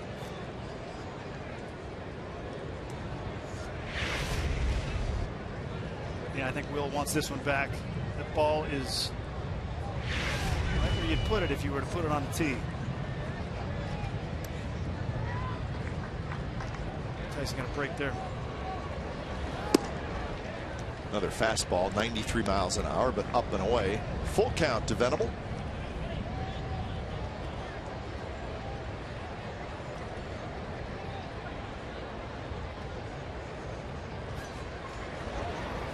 And a breaking ball on 3-2, and Venable strikes out. That is almost unfair. That is filthy. He's done this a few times. This full count slider, and he's done it to lefties. He drops it into that low and in quadrant there.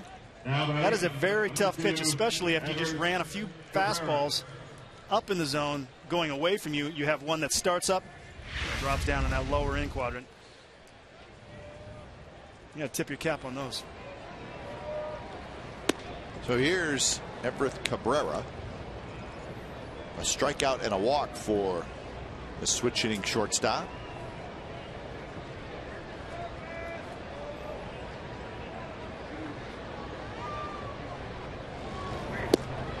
Fastball, swing and a miss.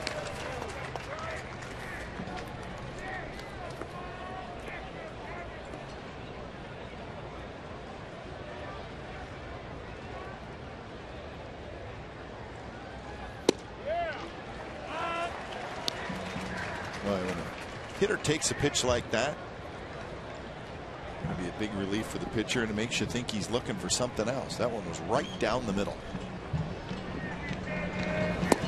And that's a nasty pitch again. So Tyson Ross has thrown a couple wicked breaking balls to get 2 strikeouts here in the 6th inning. Well, Cabrera's going back to the dugout. Yeah, he just hit himself in the head with the bat. I would too, because he got a pitch to hit right before this in a good count, 1-1. But Tyson's really feeling that slider low and into left-handers. And then he threw one to Venable and backs it up here with Cabrera and puts him away. It's a great pitch if he can get to it. So if Tyson is able to get to those deep counts, those 2-strike counts, then he's able to use it, because it's not really a pitch he can throw for a strike. And it's a pitch that guys will chase when they open the zone, and that usually comes with 2 strikes. Headley has had no luck against Ross. He has struck out twice, both swinging. The other thing is, sometimes you can throw it right down the middle. You know what I mean? Charge hitters, a lot of good pitchers, you know, they're confident with that fastball. They fill that zone up. Odds are you aren't going to get a hit. Especially if you have movement like Tyson Ross has. Let the ball, yeah. Let the movement take over. Don't be so fine with it.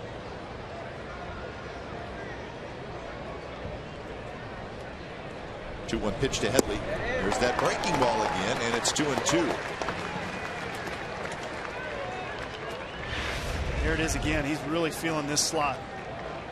Bang. Look at that ball drop. The bottom falls out of it. You can't see it. Looks fat. He throws it hard. Good arm action. And he gets great tilt on it. Same pitch. Headley decided not to swing at that one. Fool me once. So what do you do on 3-2? Well, he's done it a few times. I wouldn't be surprised. I think Headley right now is flipping a coin in his head. Breaking ball, and it's rolled foul. That's what you want. You want some indecision in the hitter's head. You don't want them to be geared for one thing or pretty confident, because that's when they're dangerous. If you got a guy that there's some indecision there, you got the advantage.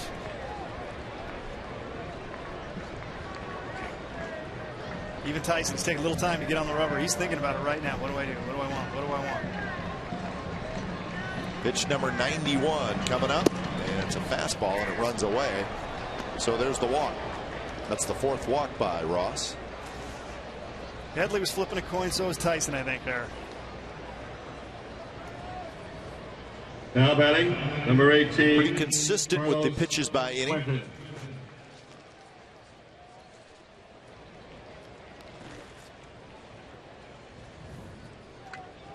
Bullpen is quiet for the A's. A little jam in the 3rd, but he got out of it.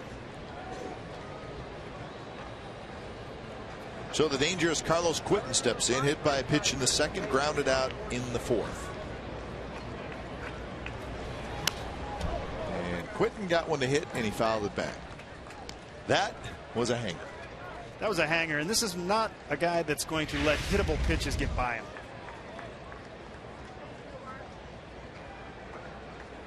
That is a nice looking swing. That is a powerful, nice looking swing.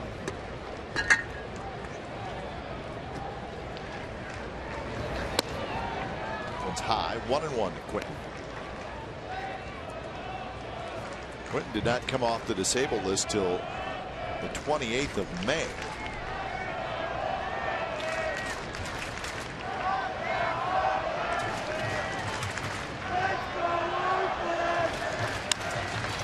Sky to left. Going back is Smith. He's near the wall, and it is. That's gone. Hit right on top of the out-of-town scoreboard. If it hits up on top of that ledge, it's a home run, and that's right where it landed. So a moonshot by Carlos Quinton gets out of the yard, and we got a ball game. It's 3-2. Another hanger, Scott. It was, and this guy likes to get extended, and if you give him an opportunity and let something dangle in the zone, he will stay through it. He will get those arms extended just like that, and he's so strong. If he barrels it and gets it in the air like that, and on a day like today, it's just going to carry that extra distance, lands on that shelf, right on top of the shelf. Reddick needs some serious hops to get that one. Now that shelf right there, Smith, it's probably 4 to 5 feet wide. So there's a pretty good platform up there. Quentin saying it's a home run's a home run. So the first hit of the game for the San Diego Padres drives in 2 runs. How about that? So now there is action in the A's bullpen. Sean Doolittle starts to throw.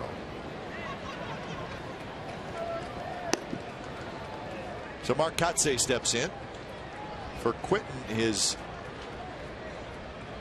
6th home run. That one's looped toward left field. Smith getting over there. He's got it. Side retired. So Carlos Quentin, a 2-run homer.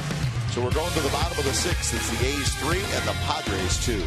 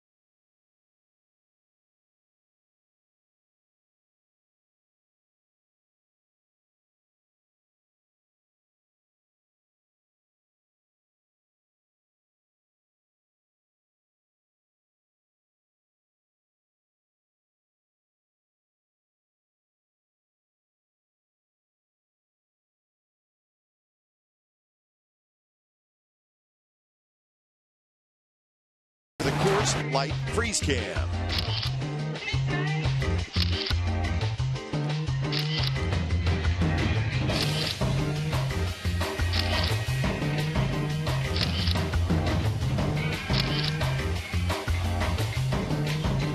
Coors Light Freeze Cam is brought to you by Frost Brewed Coors Light. It's the world's most refreshing beer.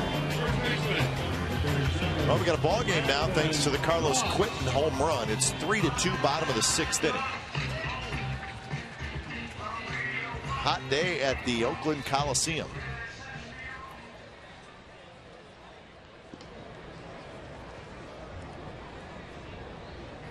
Alex Hinshaw, who faced 2 batters in the 5th inning, stays out there for the bottom of the 6th. He'll face Moss, Cowgill, and Suzuki. Slider snaps in there for a strike to Moss, who has struck out and then doubled and scored in the 4th inning.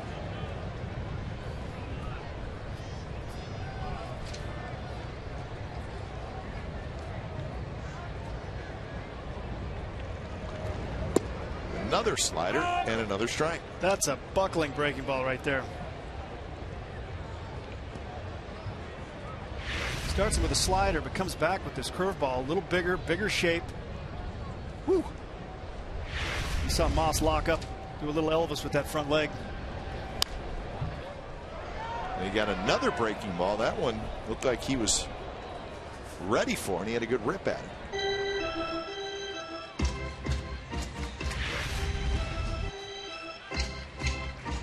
Stayed on that really nice. That's putting breaking ball in your head, seeing it, and putting a good swing on it. 0-2 pitch is a little bit low.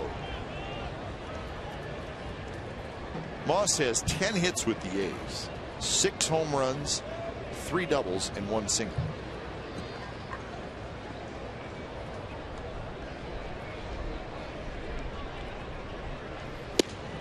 Good fastball there by Hinshaw. Had a little giddy up on it, and Moss strikes out.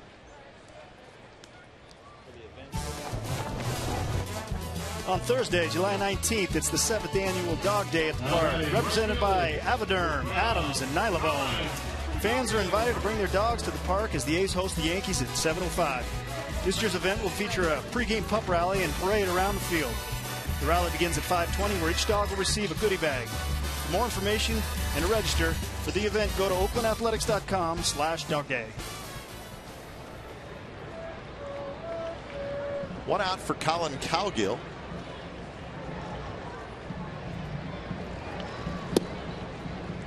With the Quinton home run, that makes Cowgill's RBI single with 2 outs in the 4th inning a huge hit in this game. Gave the A's a 3-0 lead at the time. Never gonna have too many runs, you never know.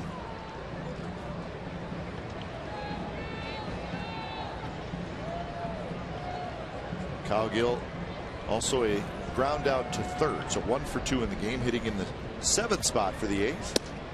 Fastball is a bit high.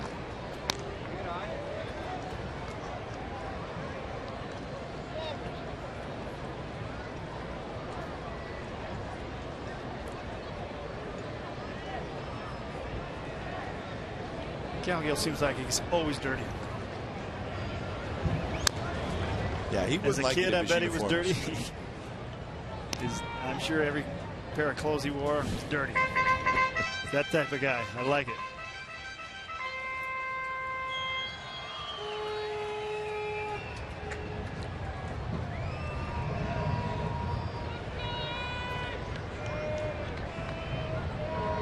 Gives Voos something to do.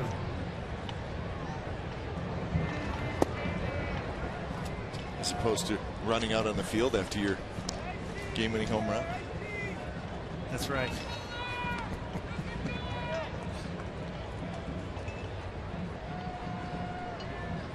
Two and two the count with Suzuki in the on-deck circle.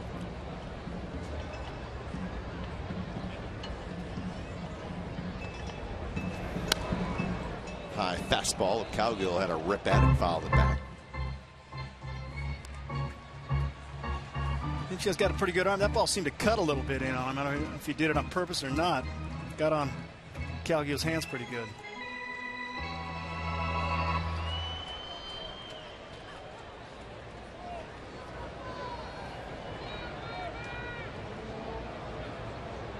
Infield, outfield, straight away for Cowgill, and the pitch is popped up toward the shortstop. Remember, Cabrera goes back a couple steps onto the outfield grass. He has it, and that's out number 2 here in the bottom of the 6th inning. Pretty flat slider right there. He got away with one. Had enough break just to get on his hands. Now batting, the catcher, number 8. So Kurt Suzuki steps in with 2 outs.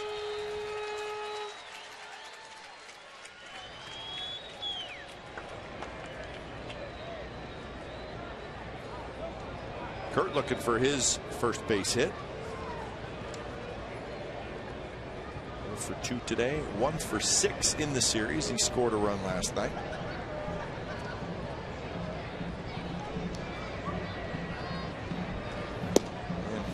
And Hinshaw pours a fastball in there first strike.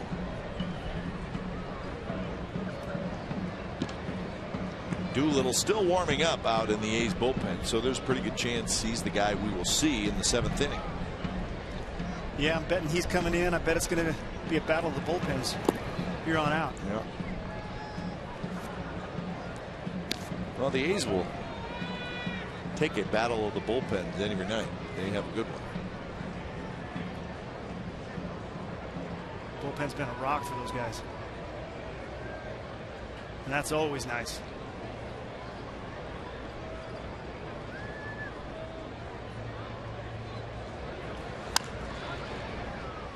Off speed pitch, bounced off the tarp down the third base line.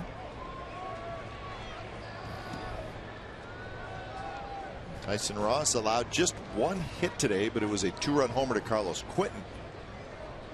He's at 95 pitches. Really had a pretty solid outing. A little squirrely at times, but got out of most damage. The walk to Headley hurt.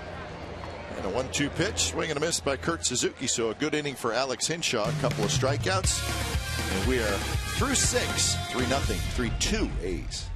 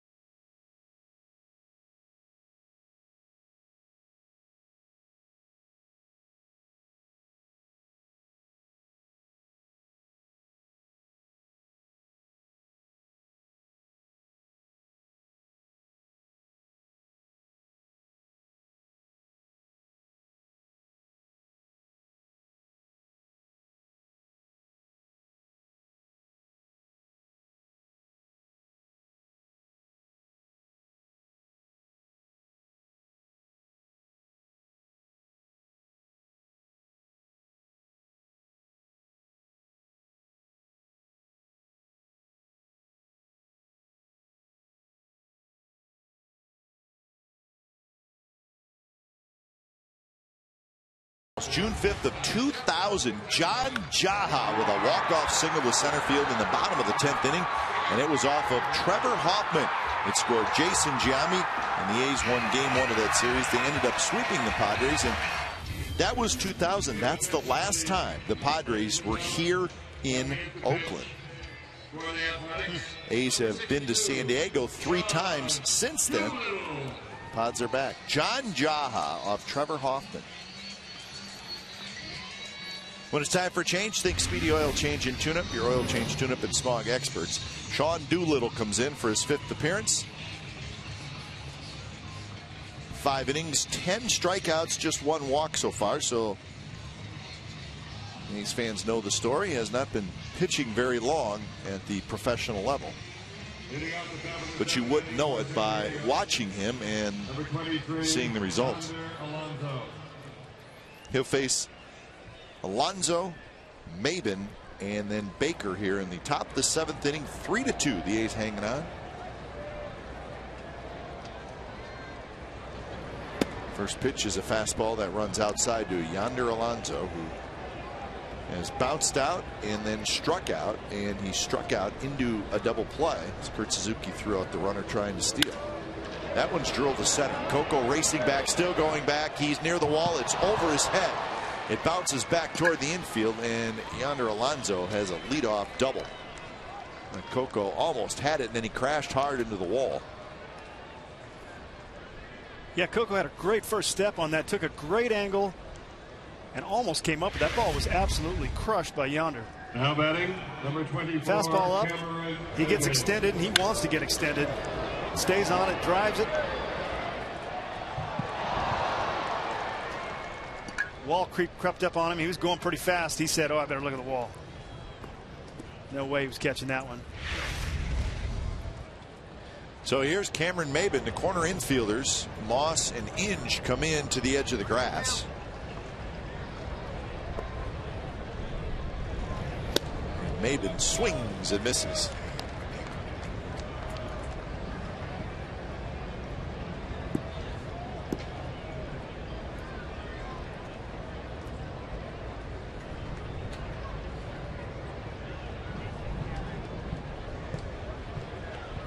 Maben is 0 for 2, a ground out and a fly out. And he pops one foul. Moss racing over, and he's not going to quite get it.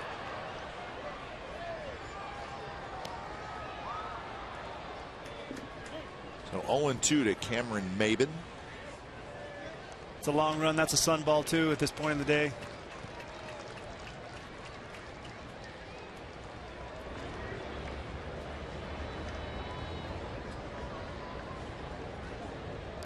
Doolittle throwing a couple over the plate. Hittable pitches up in the zone. Fastball reads like 93, but it really gets on hitters better than that. And a breaking ball, and on 3 pitches, Cameron Maben strikes out. So he's 0 for 3. He has not looked good in this series.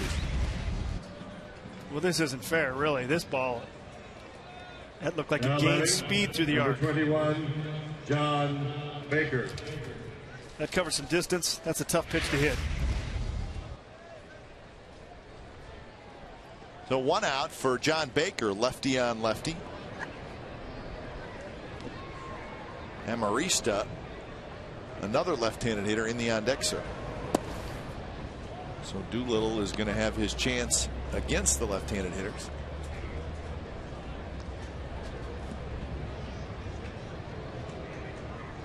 Well, he's got the stuff to make it an uncomfortable at bat for left-handers.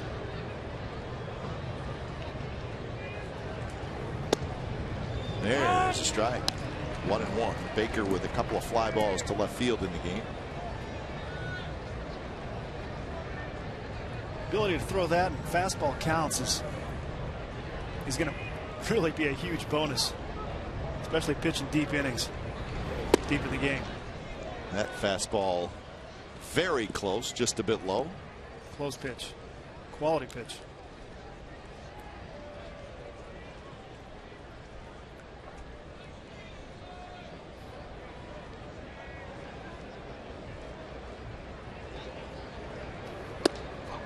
Three and 1, 94 miles an hour. Doolittle he'll never be short for velocity. No. He'll run it up there. He's got a live arm. Strong bodied kid.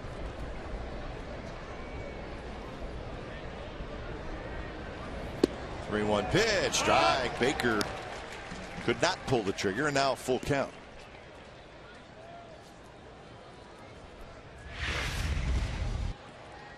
You can take a look. That ball is painted on the corner. Can't do anything with that.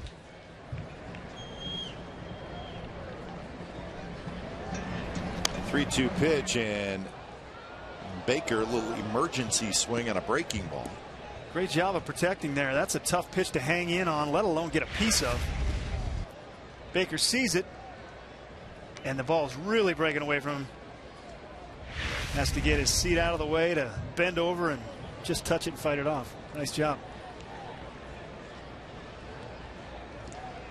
So another 3-2 pitch. And it's just a shade low. Boy, two very close pitches in that at bat, and both went Baker's way. Two tough pitches to take. Ump calls the first one a ball. He's got to call the second one a ball because they were in about the same spot. Yeah, they're probably just a little low, but close nonetheless. Just below those knees. Well, that's just Doolittle's second walk this year. Your attention, please. We're going to get a pinch hitter. For San Diego, batting for Alexi Amarista, number 50, Jesus Guzman. So you heard Dick Callahan. Jesus Guzman is going to be the pinch hitter, and he's a pretty good right-handed hitter.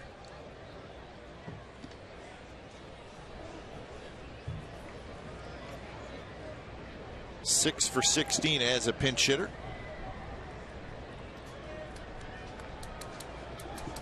Well, you can see that coming. That's too tough a matchup right there in a big situation like this. You got Guzman, who's had success pinch hitting. Slider stays inside, and it's 1-0. So Alonso at second, Baker at first. Pinch hitter is Jesus Guzman. Bow for throwing in the bullpen.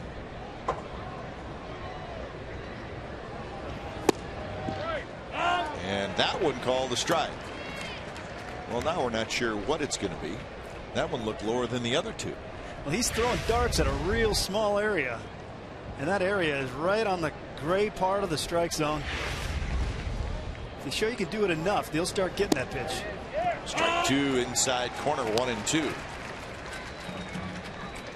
Doolittle's got a really good feel for where he wants to throw it. He sets up low and in, and he puts it right there.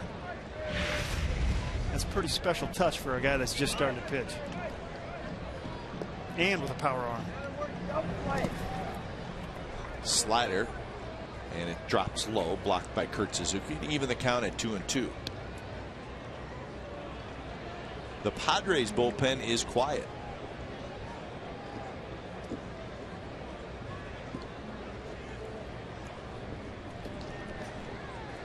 And here the Pods trying to tie the score. Yeah! Strike three called on the inside corner. Guzman never swung the bat. So that is a huge strikeout. Well, here he goes. He's hit this spot 4 or 5 times and just missed the strike zone on a couple of them. Number 25, you throw it enough there, that might even have been a Venable. hair inside, but you do it enough. You show the umpire you know where you're throwing it. You're going to get the call. Those are tough pitches. But you hate to send a pitch hitter up there and not swing the bat, especially in a big situation like that. But those are tough pitches. So here's the leadoff man, Will Venable. Venable hits one hard to right field. Going back is Cowgill, and it's over his head up against the wall. 1 run scores. They're waving home Baker. The throw to the plate is just a bit late, and it's a 2-run triple, and the Padres take the lead.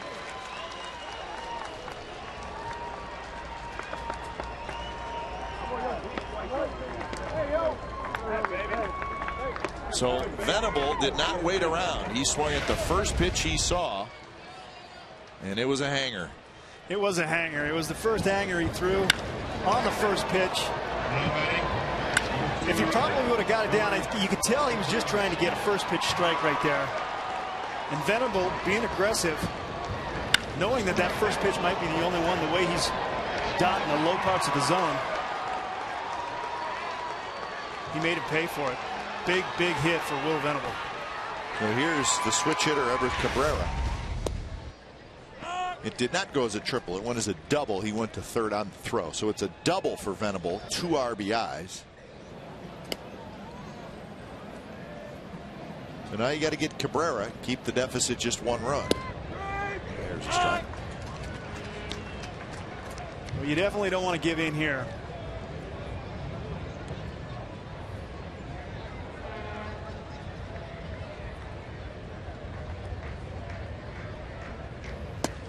That one runs way outside on 0-2.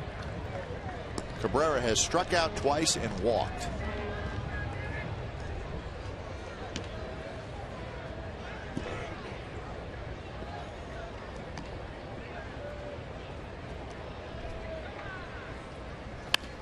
Taps that one slowly toward Weeks. Weeks has it, flips the first side, retired, but damage done. A couple of doubles, including Venable's 2-run double. So the Padres have the lead 4-3.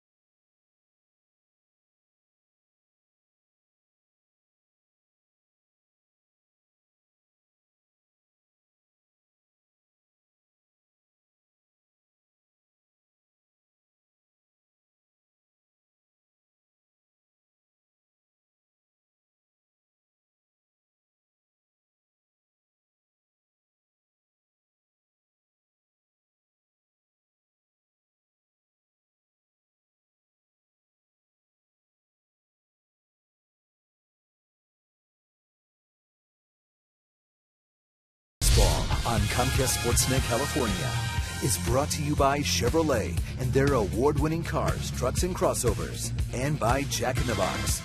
Right now at Jack in the Box, you can try the new Chipotle Chicken Club. Make it a combo with fries and a drink.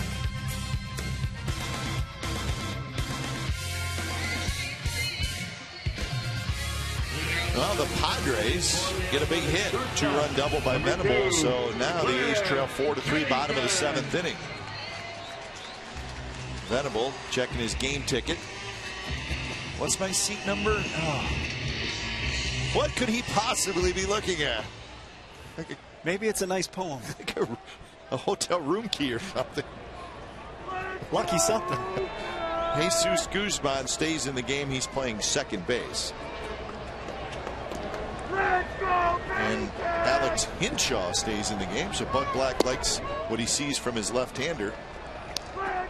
He's faced 5 hitters. He's hit a batter, but retired the next 4 with 3 strikeouts. So he faces Pennington, Crisp, and Weeks, 3 switch hitters.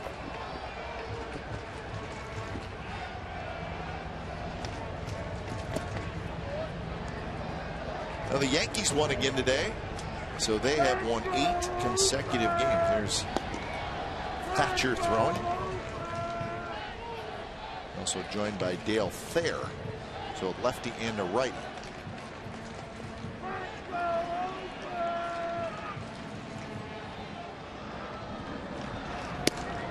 So the Yankees win 5-3 in 14 innings over the Nationals. Mark Teixeira had a 2-run double in the top of the 14th, and that was the difference in the game. So the Yankees 8 wins in a row. They have the best record in the American League now.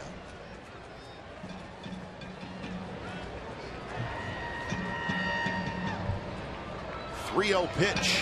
And on 4 pitches, Hinshaw walks the leadoff man. Well, if you're Hinshaw, that's exactly what you didn't want to do. That is about the last thing. 4 straight balls. Well, we got in-depth sports news for the Bay Area fan. Go deep with Sportsnet Center. It's brought to you by AT&T Uverse this evening at 6 p.m. and it's over on our sister station, Comcast Sportsnet Bay Area. Highlights from this game here. Updates from the Olympic Club. How's Tiger doing? In full coverage of all the U.S. Open Day 3 from the Olympic Club. Mindy Bach, John Henry Smith will host. We got a pitching change. When it's time for a change, think Speedy Oil Change and Tune-Up, your oil change, tune-up, and smog experts.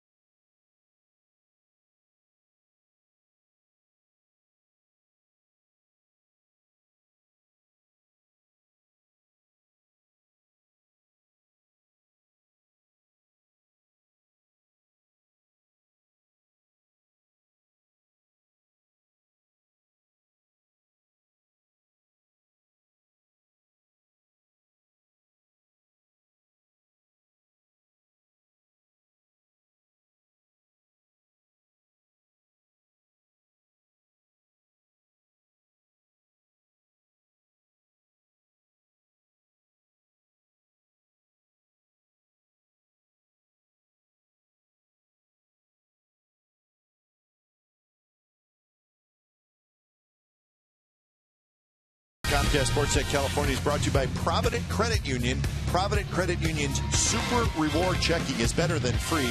They pay you.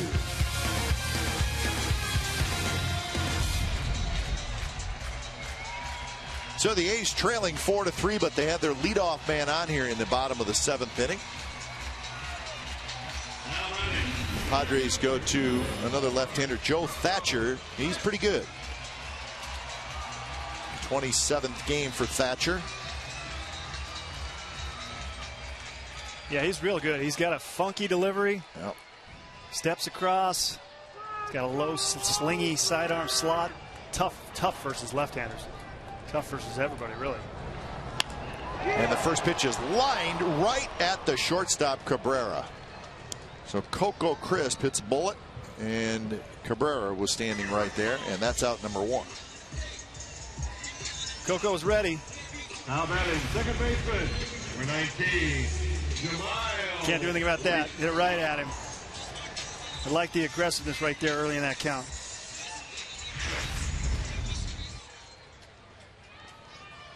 So Thatcher will now face another switch hitter in Weeks. On deck is the left-handed hitting Reddick.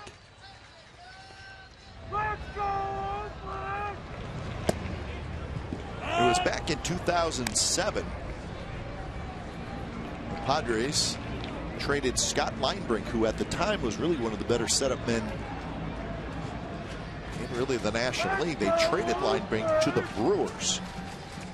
Got 3 pitchers back, all young pitchers, and one of them was Joe Thatcher. And Thatcher, since then, has really been a mainstay in that Padres bullpen. Although last year spent a lot of time on the disabled list, appeared in only 18 games. But when healthy, he's kind of that funky left-hander that most teams like to have down in their bullpen. They can be really valuable. Really valuable because most teams have a very good left-handed hitter or two or more. And they're going to come up in the late innings. And they're going to come up in the late innings in the middle of the order, usually with guys on. You want someone that can to make sure that they can put a tough at bat together for him. And this is one of those guys that can do it. Yeah, 0-2 now to Weeks. So Jamal goes for a little walk. Get his head straight. Get back in there and ready to battle.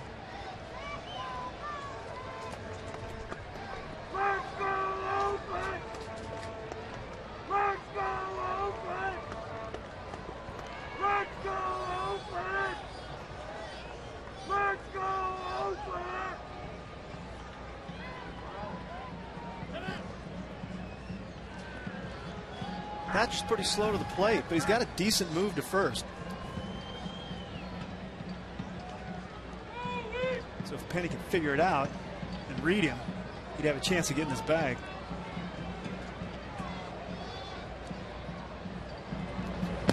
Pitch is high to Weeks. Jamal, a fly ball to left field in the first. Same thing in the third, and then had an RBI double in the fifth that scored Pennington.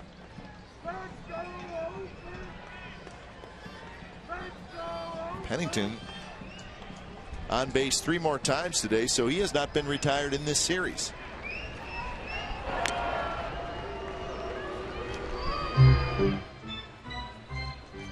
That's a good feeling. Yeah. Well, I think the birthday bash continues. Yeah, Cliff's been waiting for a nice stretch the whole season, and he looks like he may be in that stretch. Weeks base hit right field. Kotsay charges it, and Jamal Weeks has his second hit. Great piece of hitting by Jamal. Uses that hole. Penny might have ended up at third base, but he kind of got locked up by Thatcher. He bluffed a steal, or actually thought he was coming over to first base. Didn't get much of a secondary and ended up staying at second base. It would have been nice if he got a good secondary. He might have ended up at third base on that ball. So here's Reddick. So this will be a good matchup. Tough lefty against Reddick with 2 on and 1 out in a 1-run game. That's Luke Gregerson starting to warm up.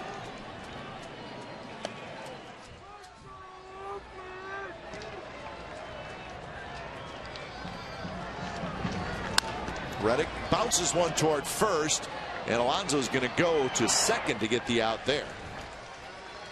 So Reddick went after the first pitch. He's aboard on a fielder's choice, but now 2 outs. And another left-handed hitter in Seth Smith, but Smith is getting called back. Looks like Johnny Gomes coming up. Yeah, Josh wanted to get hold of that first fastball, and he ended up getting a slider and out in front of it and rolled it over. Batting for Seth Smith, number 31, Johnny. Those tough lefties, you don't want to wait around and get some of that filthy stuff. You hope you can sneak attack one of those early fastballs. Well, so Gomes will hit. There's a couple of righties in that bullpen, and see if Bud Black would bring one in. And this meeting right here could be. This is time killer. Yeah, give the guy in the bullpen, because Gregerson is warming up quickly. Yeah, it's an aerobic workout right now. So Brian Runge, he knows the deal. So he breaks up the meeting. And now we'll see if there is a move. If not, Thatcher would face the right-handed hitting Gomes.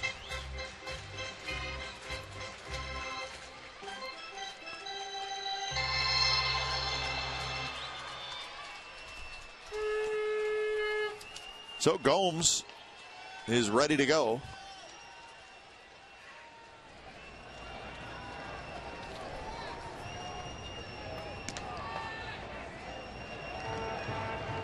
So Gomes to face the lefty Thatcher. First pitch. Fastball that runs inside. Well, he's leaving him in there.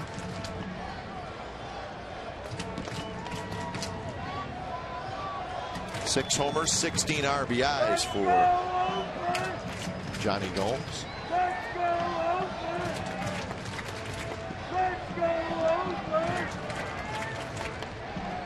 Short lead by Reddick at first. pretty much no lead. I think that was just a wasted pitch to get Gregerson a little bit more time.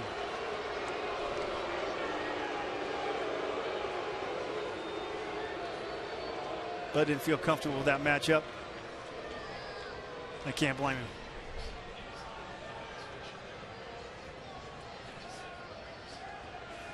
Now Bud Black with the whole group, and now he points, and we are going to get Gregerson to face Gomes.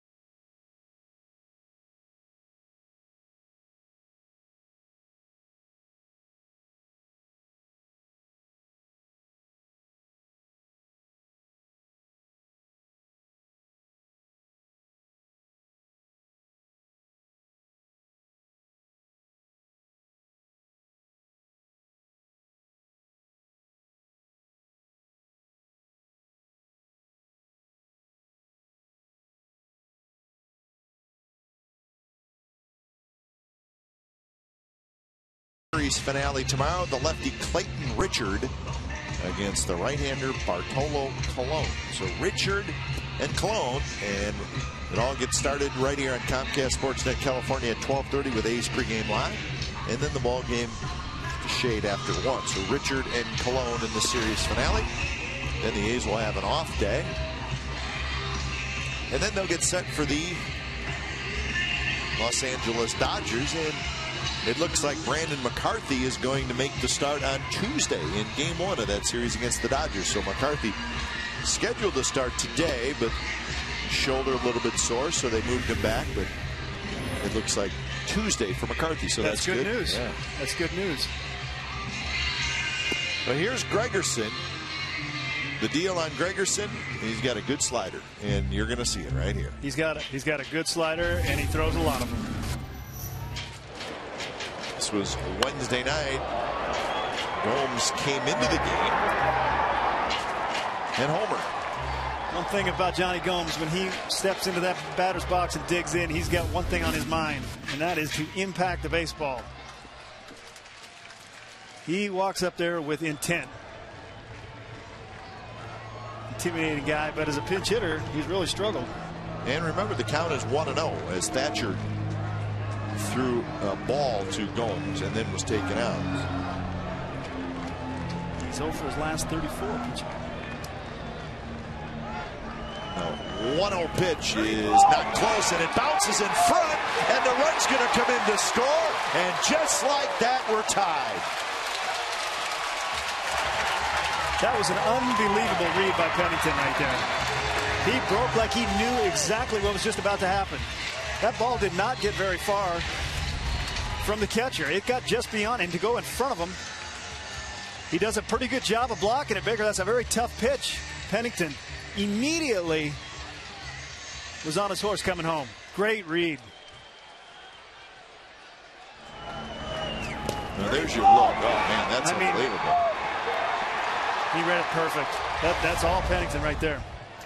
Well, now the A's a chance to take the lead. So Gregerson throws one pitch and the tying run scores. Yeah. Not close again. 3-0. Brandon Inge is in the on-deck circle.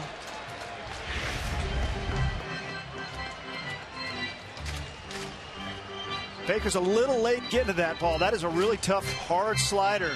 Doesn't get that right leg down, a little late to it. When you're late to it as a catcher, you're kind of running into the ball when you want to deaden it, and it ends up bouncing off you further than you like, and that's exactly what happened. The second one, the next pitch, he deadens perfectly. He's on time and softens it up nicely, but that first one got just a little far, and Penny read perfect.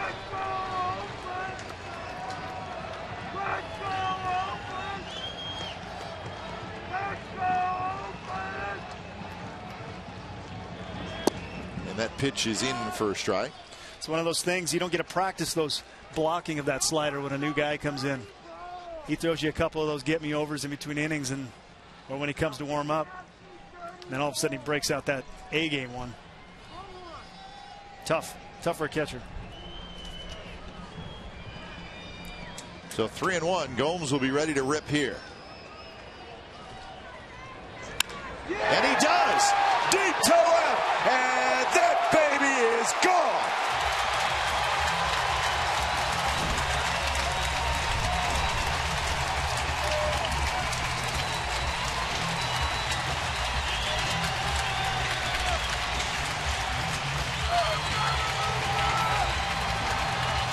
One for 35.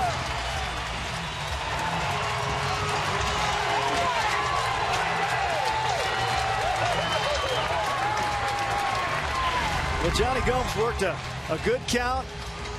He gets a hanging slider and absolutely tattoos it. And he knew it. That's got to feel good. 0 for 34, tight ball game. Club needs a run, needs a big hit.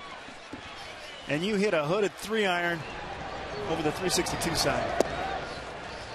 So the A's lead 6-4 thanks to a 3 spot here in the bottom of the 7th inning. So Johnny Gomes, first pinch hit in last 34 at bats, and it'd be hard to have a better one than that.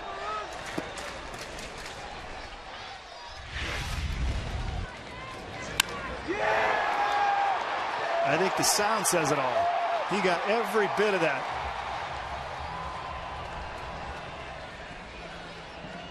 There's the team bubbling with confidence right there. An 0-2 in swings and misses, and that will do it. But well, the A's come storming right back. It all started with a leadoff walk. 3 runs for the A's in the bottom of the 7th inning. We're headed to the 8th. The A's now lead 6-4.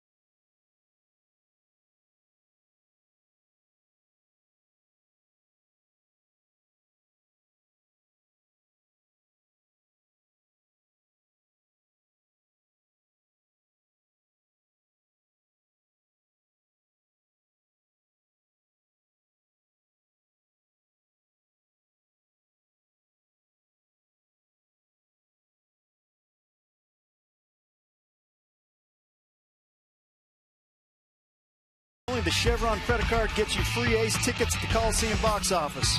Purchase an A's ticket at regular price, show your Chevron credit card, and get a second ticket of equal value free. Go to chevroncards.com to learn more and apply. Seats subject to availability. Some restrictions apply. This offer is administered by Chevron.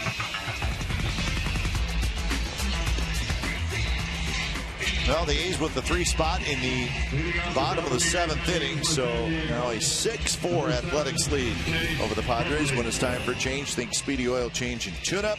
Your oil change, tune-up, and smog expert. So Grant Balfour comes in to pitch the 8th inning.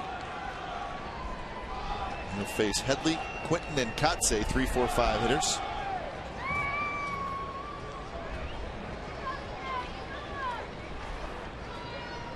So Doolittle goes an inning, gives up 2 hits, 2 runs, a walk, and a couple of strikeouts. And the first pitch is hit sharply toward Moss, who makes a nice play and the 1-hop. And just like that, Chase Headley is retired. Yeah, nice play by Moss. He's shaded a little bit to the line right now. Want to keep those balls down the line from going down the line. Keep the guys off second base. Johnny Gomes stays in left field.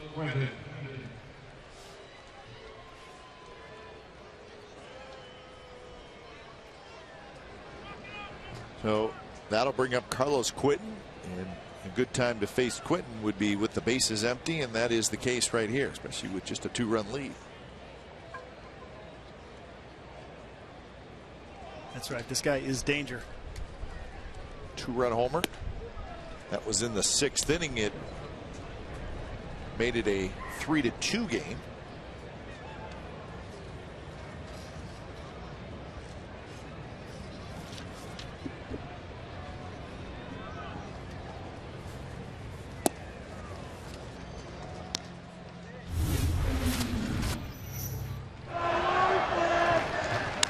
Well, he gets a hanging breaking ball here. And if you hang one to this guy, he might get out in front of it, but he's so strong, and he's got long arms, and he likes to get extended. And when he does and gets it in the air, it's going to carry and stay up there for quite a while. And it did, and it barely got out of here. But on these nice days like today, they'll drift on you. Yeah.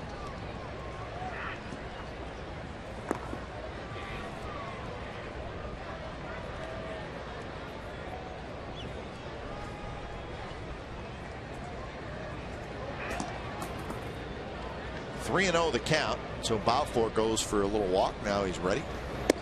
He pours it in there first drive.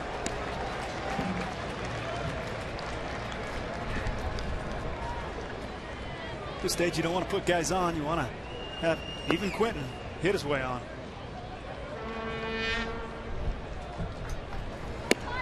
And the fastball is high, so Quinton gets the walk. He's been on base 3 times. And what that does is gets the tying run to the plate. It's Mark Kotze. 6th walk issued by A's pitchers today. Number 14, Mark 2 of them have scored.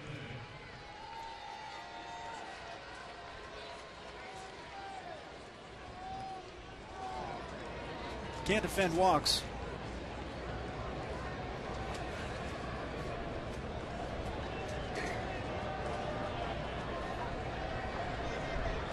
So Kotze with a couple of flyouts and a walk.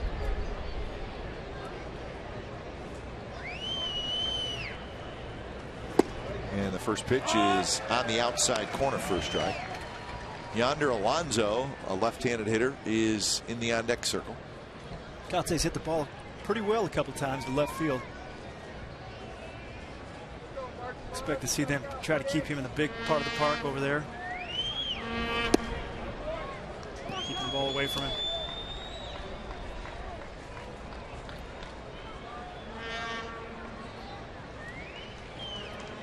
Just 3 hits in the game for the Padres, but as I said, they've received 6 walks. They've had a hit batter.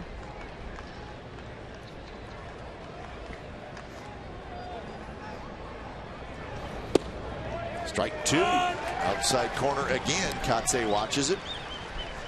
Good pitch. That was right on the corner. That's the black. In case you didn't know where it was, that was it. So 1-2. Kotze waits. And Balfour tries outside again, misses, and it's 2-2.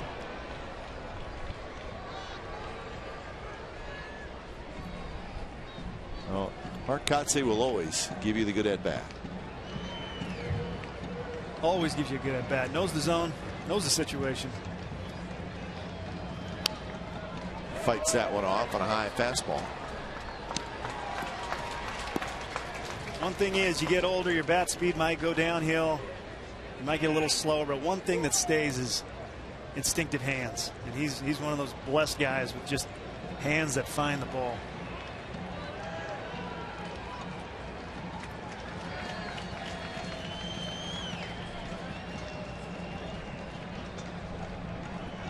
Quentin the runner at first, and that pitch is low, so now it's full.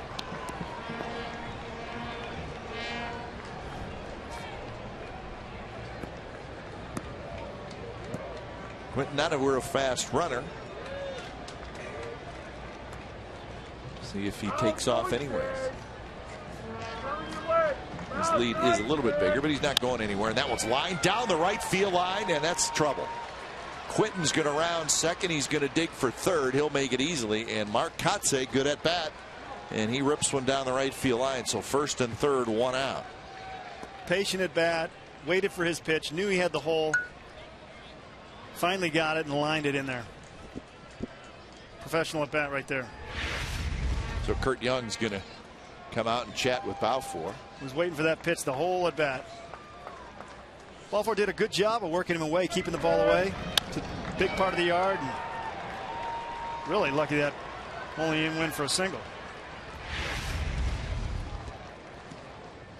Cook starts to throw, and he's warming up maybe a little bit quicker than normal.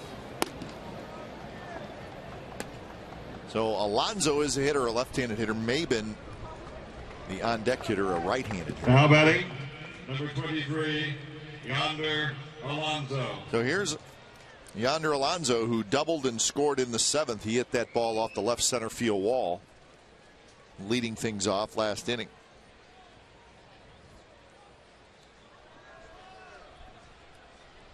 Alonso with a couple of home runs on the year.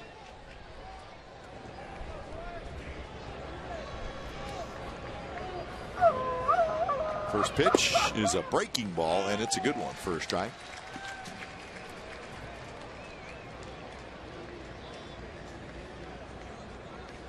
A lot of base runners for the Padres in the last couple innings.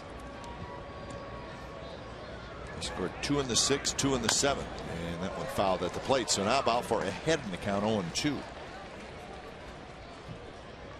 Well, he only got 4 hits, but the walks are making it seem like a lot more. Base runners have been on, and they have been threatening. I'd like to see Balfour breaking in that breaking ball early in the count.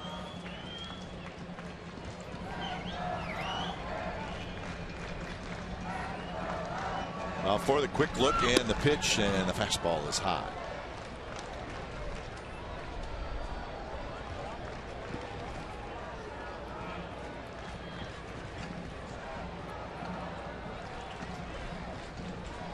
Nothing going on in the Padres bullpen.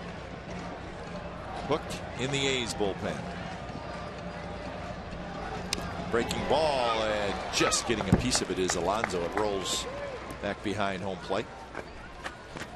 And you got a piece of Suzuki again. What a surprise. You a nice bag.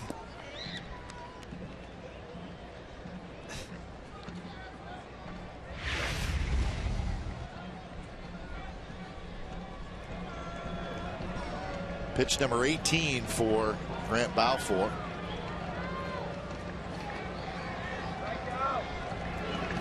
And that's hit hard. Moss has it. Steps on the bag, and the inning is over. Unbelievable. Unbelievable. Better to be lucky than good, I guess, sometimes. So the Padres do not score. Thank you very much. That is self-defense. Thank the Lord, he said.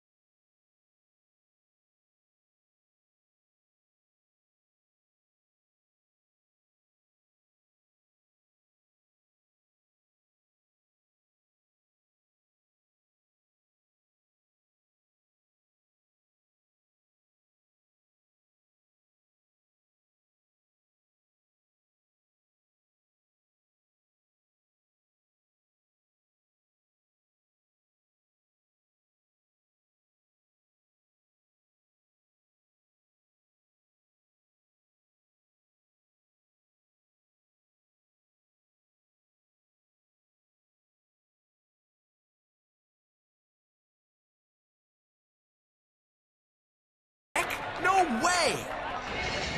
Here's our game summary. It's brought to you by your local Toyota dealers. He's had a 3-2 lead, but Will Venable with the double that scored a pair. That was in the 7th inning, so the Padres had a 4-3 lead, but it was erased in a hurry. A wild pitch. Pennington, a great read. He scores to tie it. Then just a couple pitches later, Johnny Gomes, a 2-run homer. So the A's score 3 in the bottom of the 7th inning to grab the lead. Get a little defense in the top of the 8th to hold on to that lead. And we have reached the bottom of the 8th inning. 4-4-0 for the Padres. 6-7-0 for the Athletics.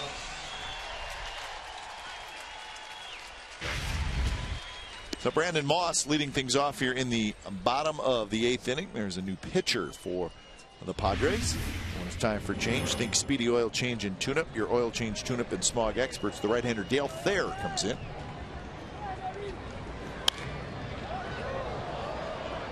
Well, Brandon Moss's eyes might be bugging out of their head right now. Or his hand hurts from catching. His hand could be hurt. But he's just glad it's not his head that's hurting. Wow. And that, that ball, you saw where he caught it, and it wasn't that high off the ground. I think it would have been a fair ball. I don't think it would have hooked foul. I think it was going to be fair, and it might have ricocheted off his skull if he didn't get his glove up. Man. His head was bailing out of there. Right there. So the A's catch a break and hold on to the lead. Cowgill will be next, and then Suzuki.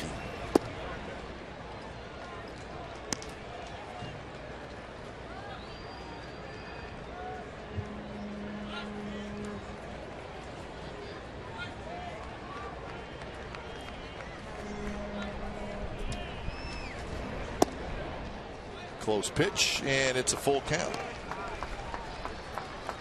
So Thayer is the 4th reliever used today for Bud Black. The first 3 have all given up 1 run.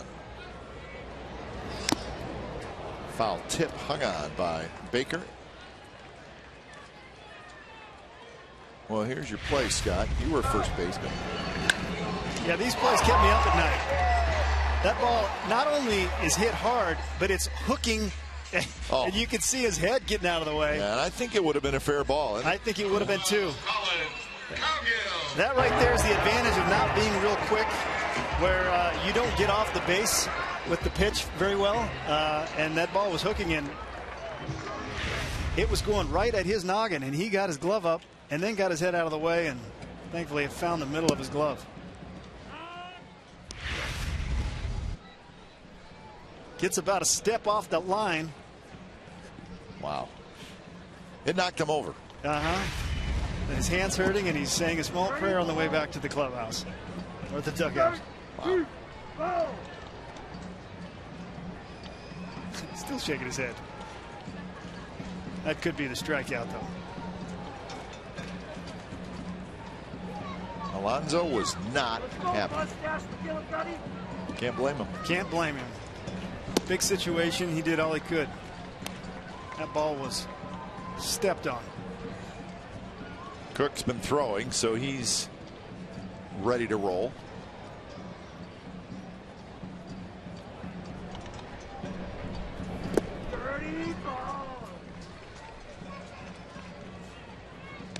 Cowgill has an RBI single. He's 1 for 3. He also grounded out and popped out to short.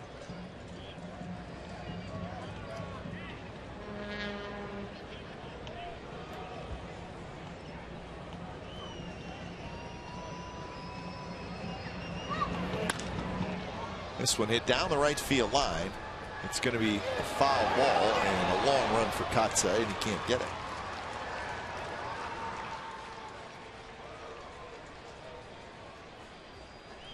He knew the contours of the Coliseum, though.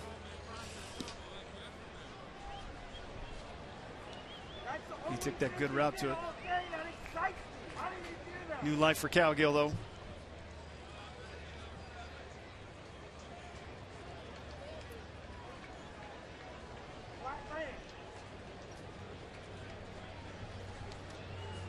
So full count.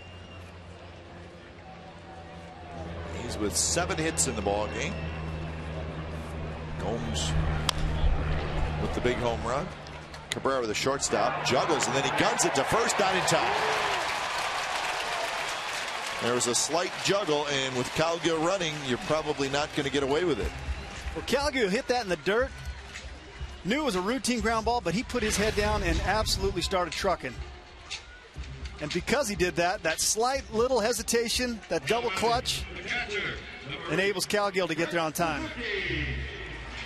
Just quite can't get it out of his glove the first time, goes back for it, and Calgill running so hard. That was a hustle play. If he didn't break hard out of the box, he's beat by a step, but that's how he plays. Plays hard, pays off right there. I believe they gave him a hit. Contact, puts his head down, and absolutely pulling down the line. That is just, that's a baseball player right there. You got to love that.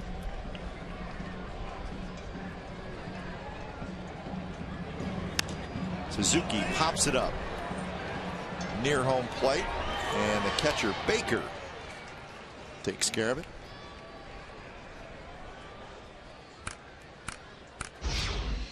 Time now for the AT&T U-verse reverse replay. Tyson Ross showing off that slider. He really found it against left-handers, burying it in there. Had a great day today. Got a little out of sync early. Found it, jumped back on the tracks, battling some mechanical issues, but ended up settling in and had a really solid outing. 6 innings, 1 hit, a big hit. But all in all, it was a pretty good outing. Kept the A's in the ball game. Went deep in the game. It was a good outing for Tyson Ross. Here's Pennington. Pennington's acting like he may never make another out. Last night he was 3 for 3 with a walk. Today he's 1 for 1 with 2 walks. So he has not been retired in this series. It's hard to do at the big league level. This is really hard. He's entering some pretty special territory right here.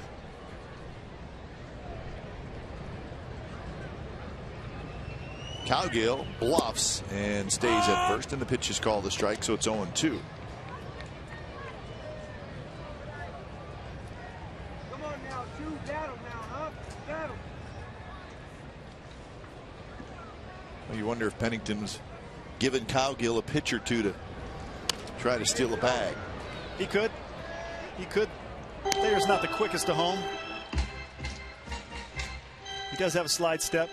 If he feels like he's got a bag, I bet you he's got the green light. But Penny's swinging it so good, he could definitely find a gap here.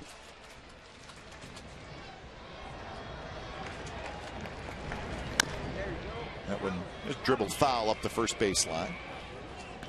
In the top of the 9th inning, it'll be Maben, Baker, and Guzman. 7, 8, and 9 for the Padres. Ryan Cook will be the man who comes in out of the A's bullpen.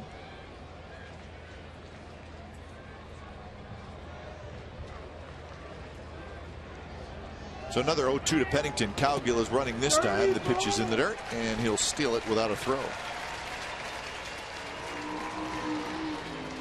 Picked a good pitch there to go on. Curveball in the dirt.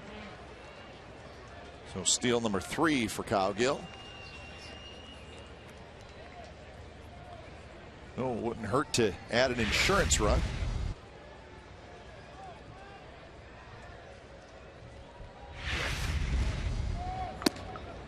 Not close. 2-2. Well, with the guy in scoring position, there's not too many people right now that I'd rather have at the plate than Mr. Pennington. The simple fact that he hasn't been retired. That's the reason. That's a good reason. 2-2. Popped up. The third baseman, Headley, is underneath it. He's got it side retired. The A's get a hit. They strand a runner, and we are headed to the 9th inning. The A's 3 outs away from their 5th consecutive win.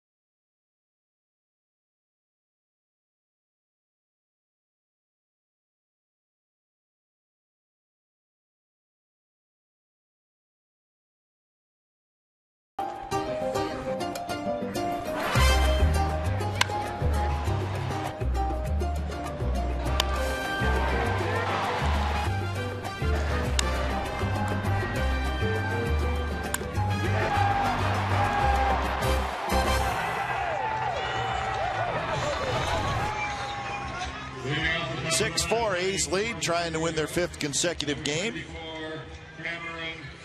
When it's time for change, think Speedy Oil Change and Tune-Up. Get your oil change, tune-up, and smog experts. And Ryan Cook will try to save it. He's got a couple of saves. His last one came on Wednesday in Colorado, and that's the last time he pitched. As he faces Cameron Maben. First pitch, and a good one. Outside corner for a strike. Maben bluffed a bunt. Maben is 0 for 3 with a ground out, a fly out, and a strikeout, and he's 0 for 6 in the series. He had a walk last night. And that pitch is high, 1-1. We'll have A's post-game live immediately following the ball game if the A's hang on and win it. Interview one of the heroes from the ball game. Maben takes a strike, 1-2, and I would say Cook's the kind of guy you do not want to get behind in the count. Definitely He's got don't. 2 pitches he can get you out with. He's got 2 good pitches, and his success, he's got an opponent batting average of just over 100. There you go. And that one hit right back to Cook. He reaches down and grabs it, and that is out number 1. Pitcher with good hands. Now batting. All right, the opponent's average against Ryan Cook this year, when they hit a changeup, they do not have a hit. Pretty good. That's a pretty good number. I like this stat.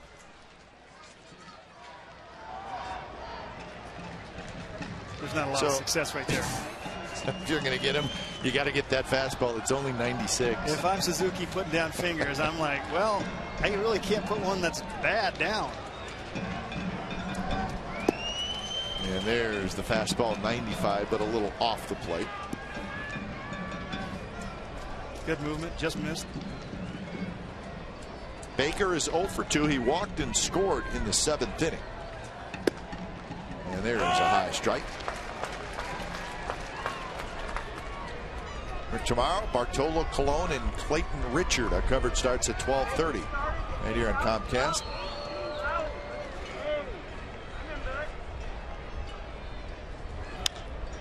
That one moved foul up past the A's dugout. So Cook ahead, 1-2. All the other 3 teams in the American League West will play tonight.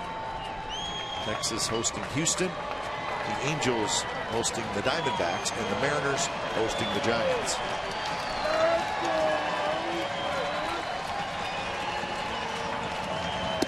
And that slider kind of slipped out of the hand and stayed up and away. Yep, scored it out early. You could see how mad he was.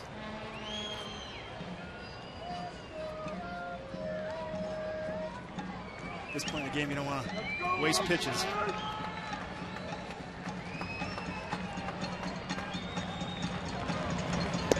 And a nasty slider, strike 3 called. Just can't pull the trigger, and Baker knew it was a strike. First one slipped out of his hand. He gets on top of this one, tight. Starts it on the outside corner, breaks right back down the middle. Well, again, join us tomorrow. We'll wrap up this series. Richard and Cologne. Coverage begins at 12:30 with A's pregame live, and then complete A's coverage every night on Sportsnet Central and CSNCalifornia.com.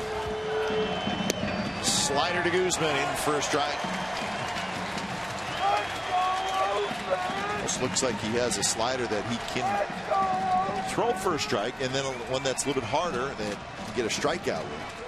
It's a great weapon when you can get it. You can throw 95 with some sink for a strike, or you got a slider that you can throw for a strike. Especially in the 9th inning, you have those 2 choices with that kind of action on them. You're going to be tough, and then he can take the slider and make it a put away. And there's that fastball, and there's the little sink. Just a little movement, and he gets a swing through. 1-2. Not only movement, flat, but down. It's got a lot of velocity, but it's got a little bit of that tilt down, a little bit of that run down. So 1-2. Swing and a miss. Struck him out 96 miles an hour. And Cook has a very neat 1-2-3. Top of the 9th inning. Johnny Gomes with the big hit, a 2-run homer. And the A's win for the 5th consecutive time. They are now 31-35. 6-4 is your final. The A's over the Padres. Well, you've been watching A's baseball here on Comcast Sportsnet, part of the NBC Sports Group. Don't go away. A's postgame live with Brody Brazil and Greg Cataray is set to go. Once again, the final score this afternoon, the A's 6 and the Padres 4.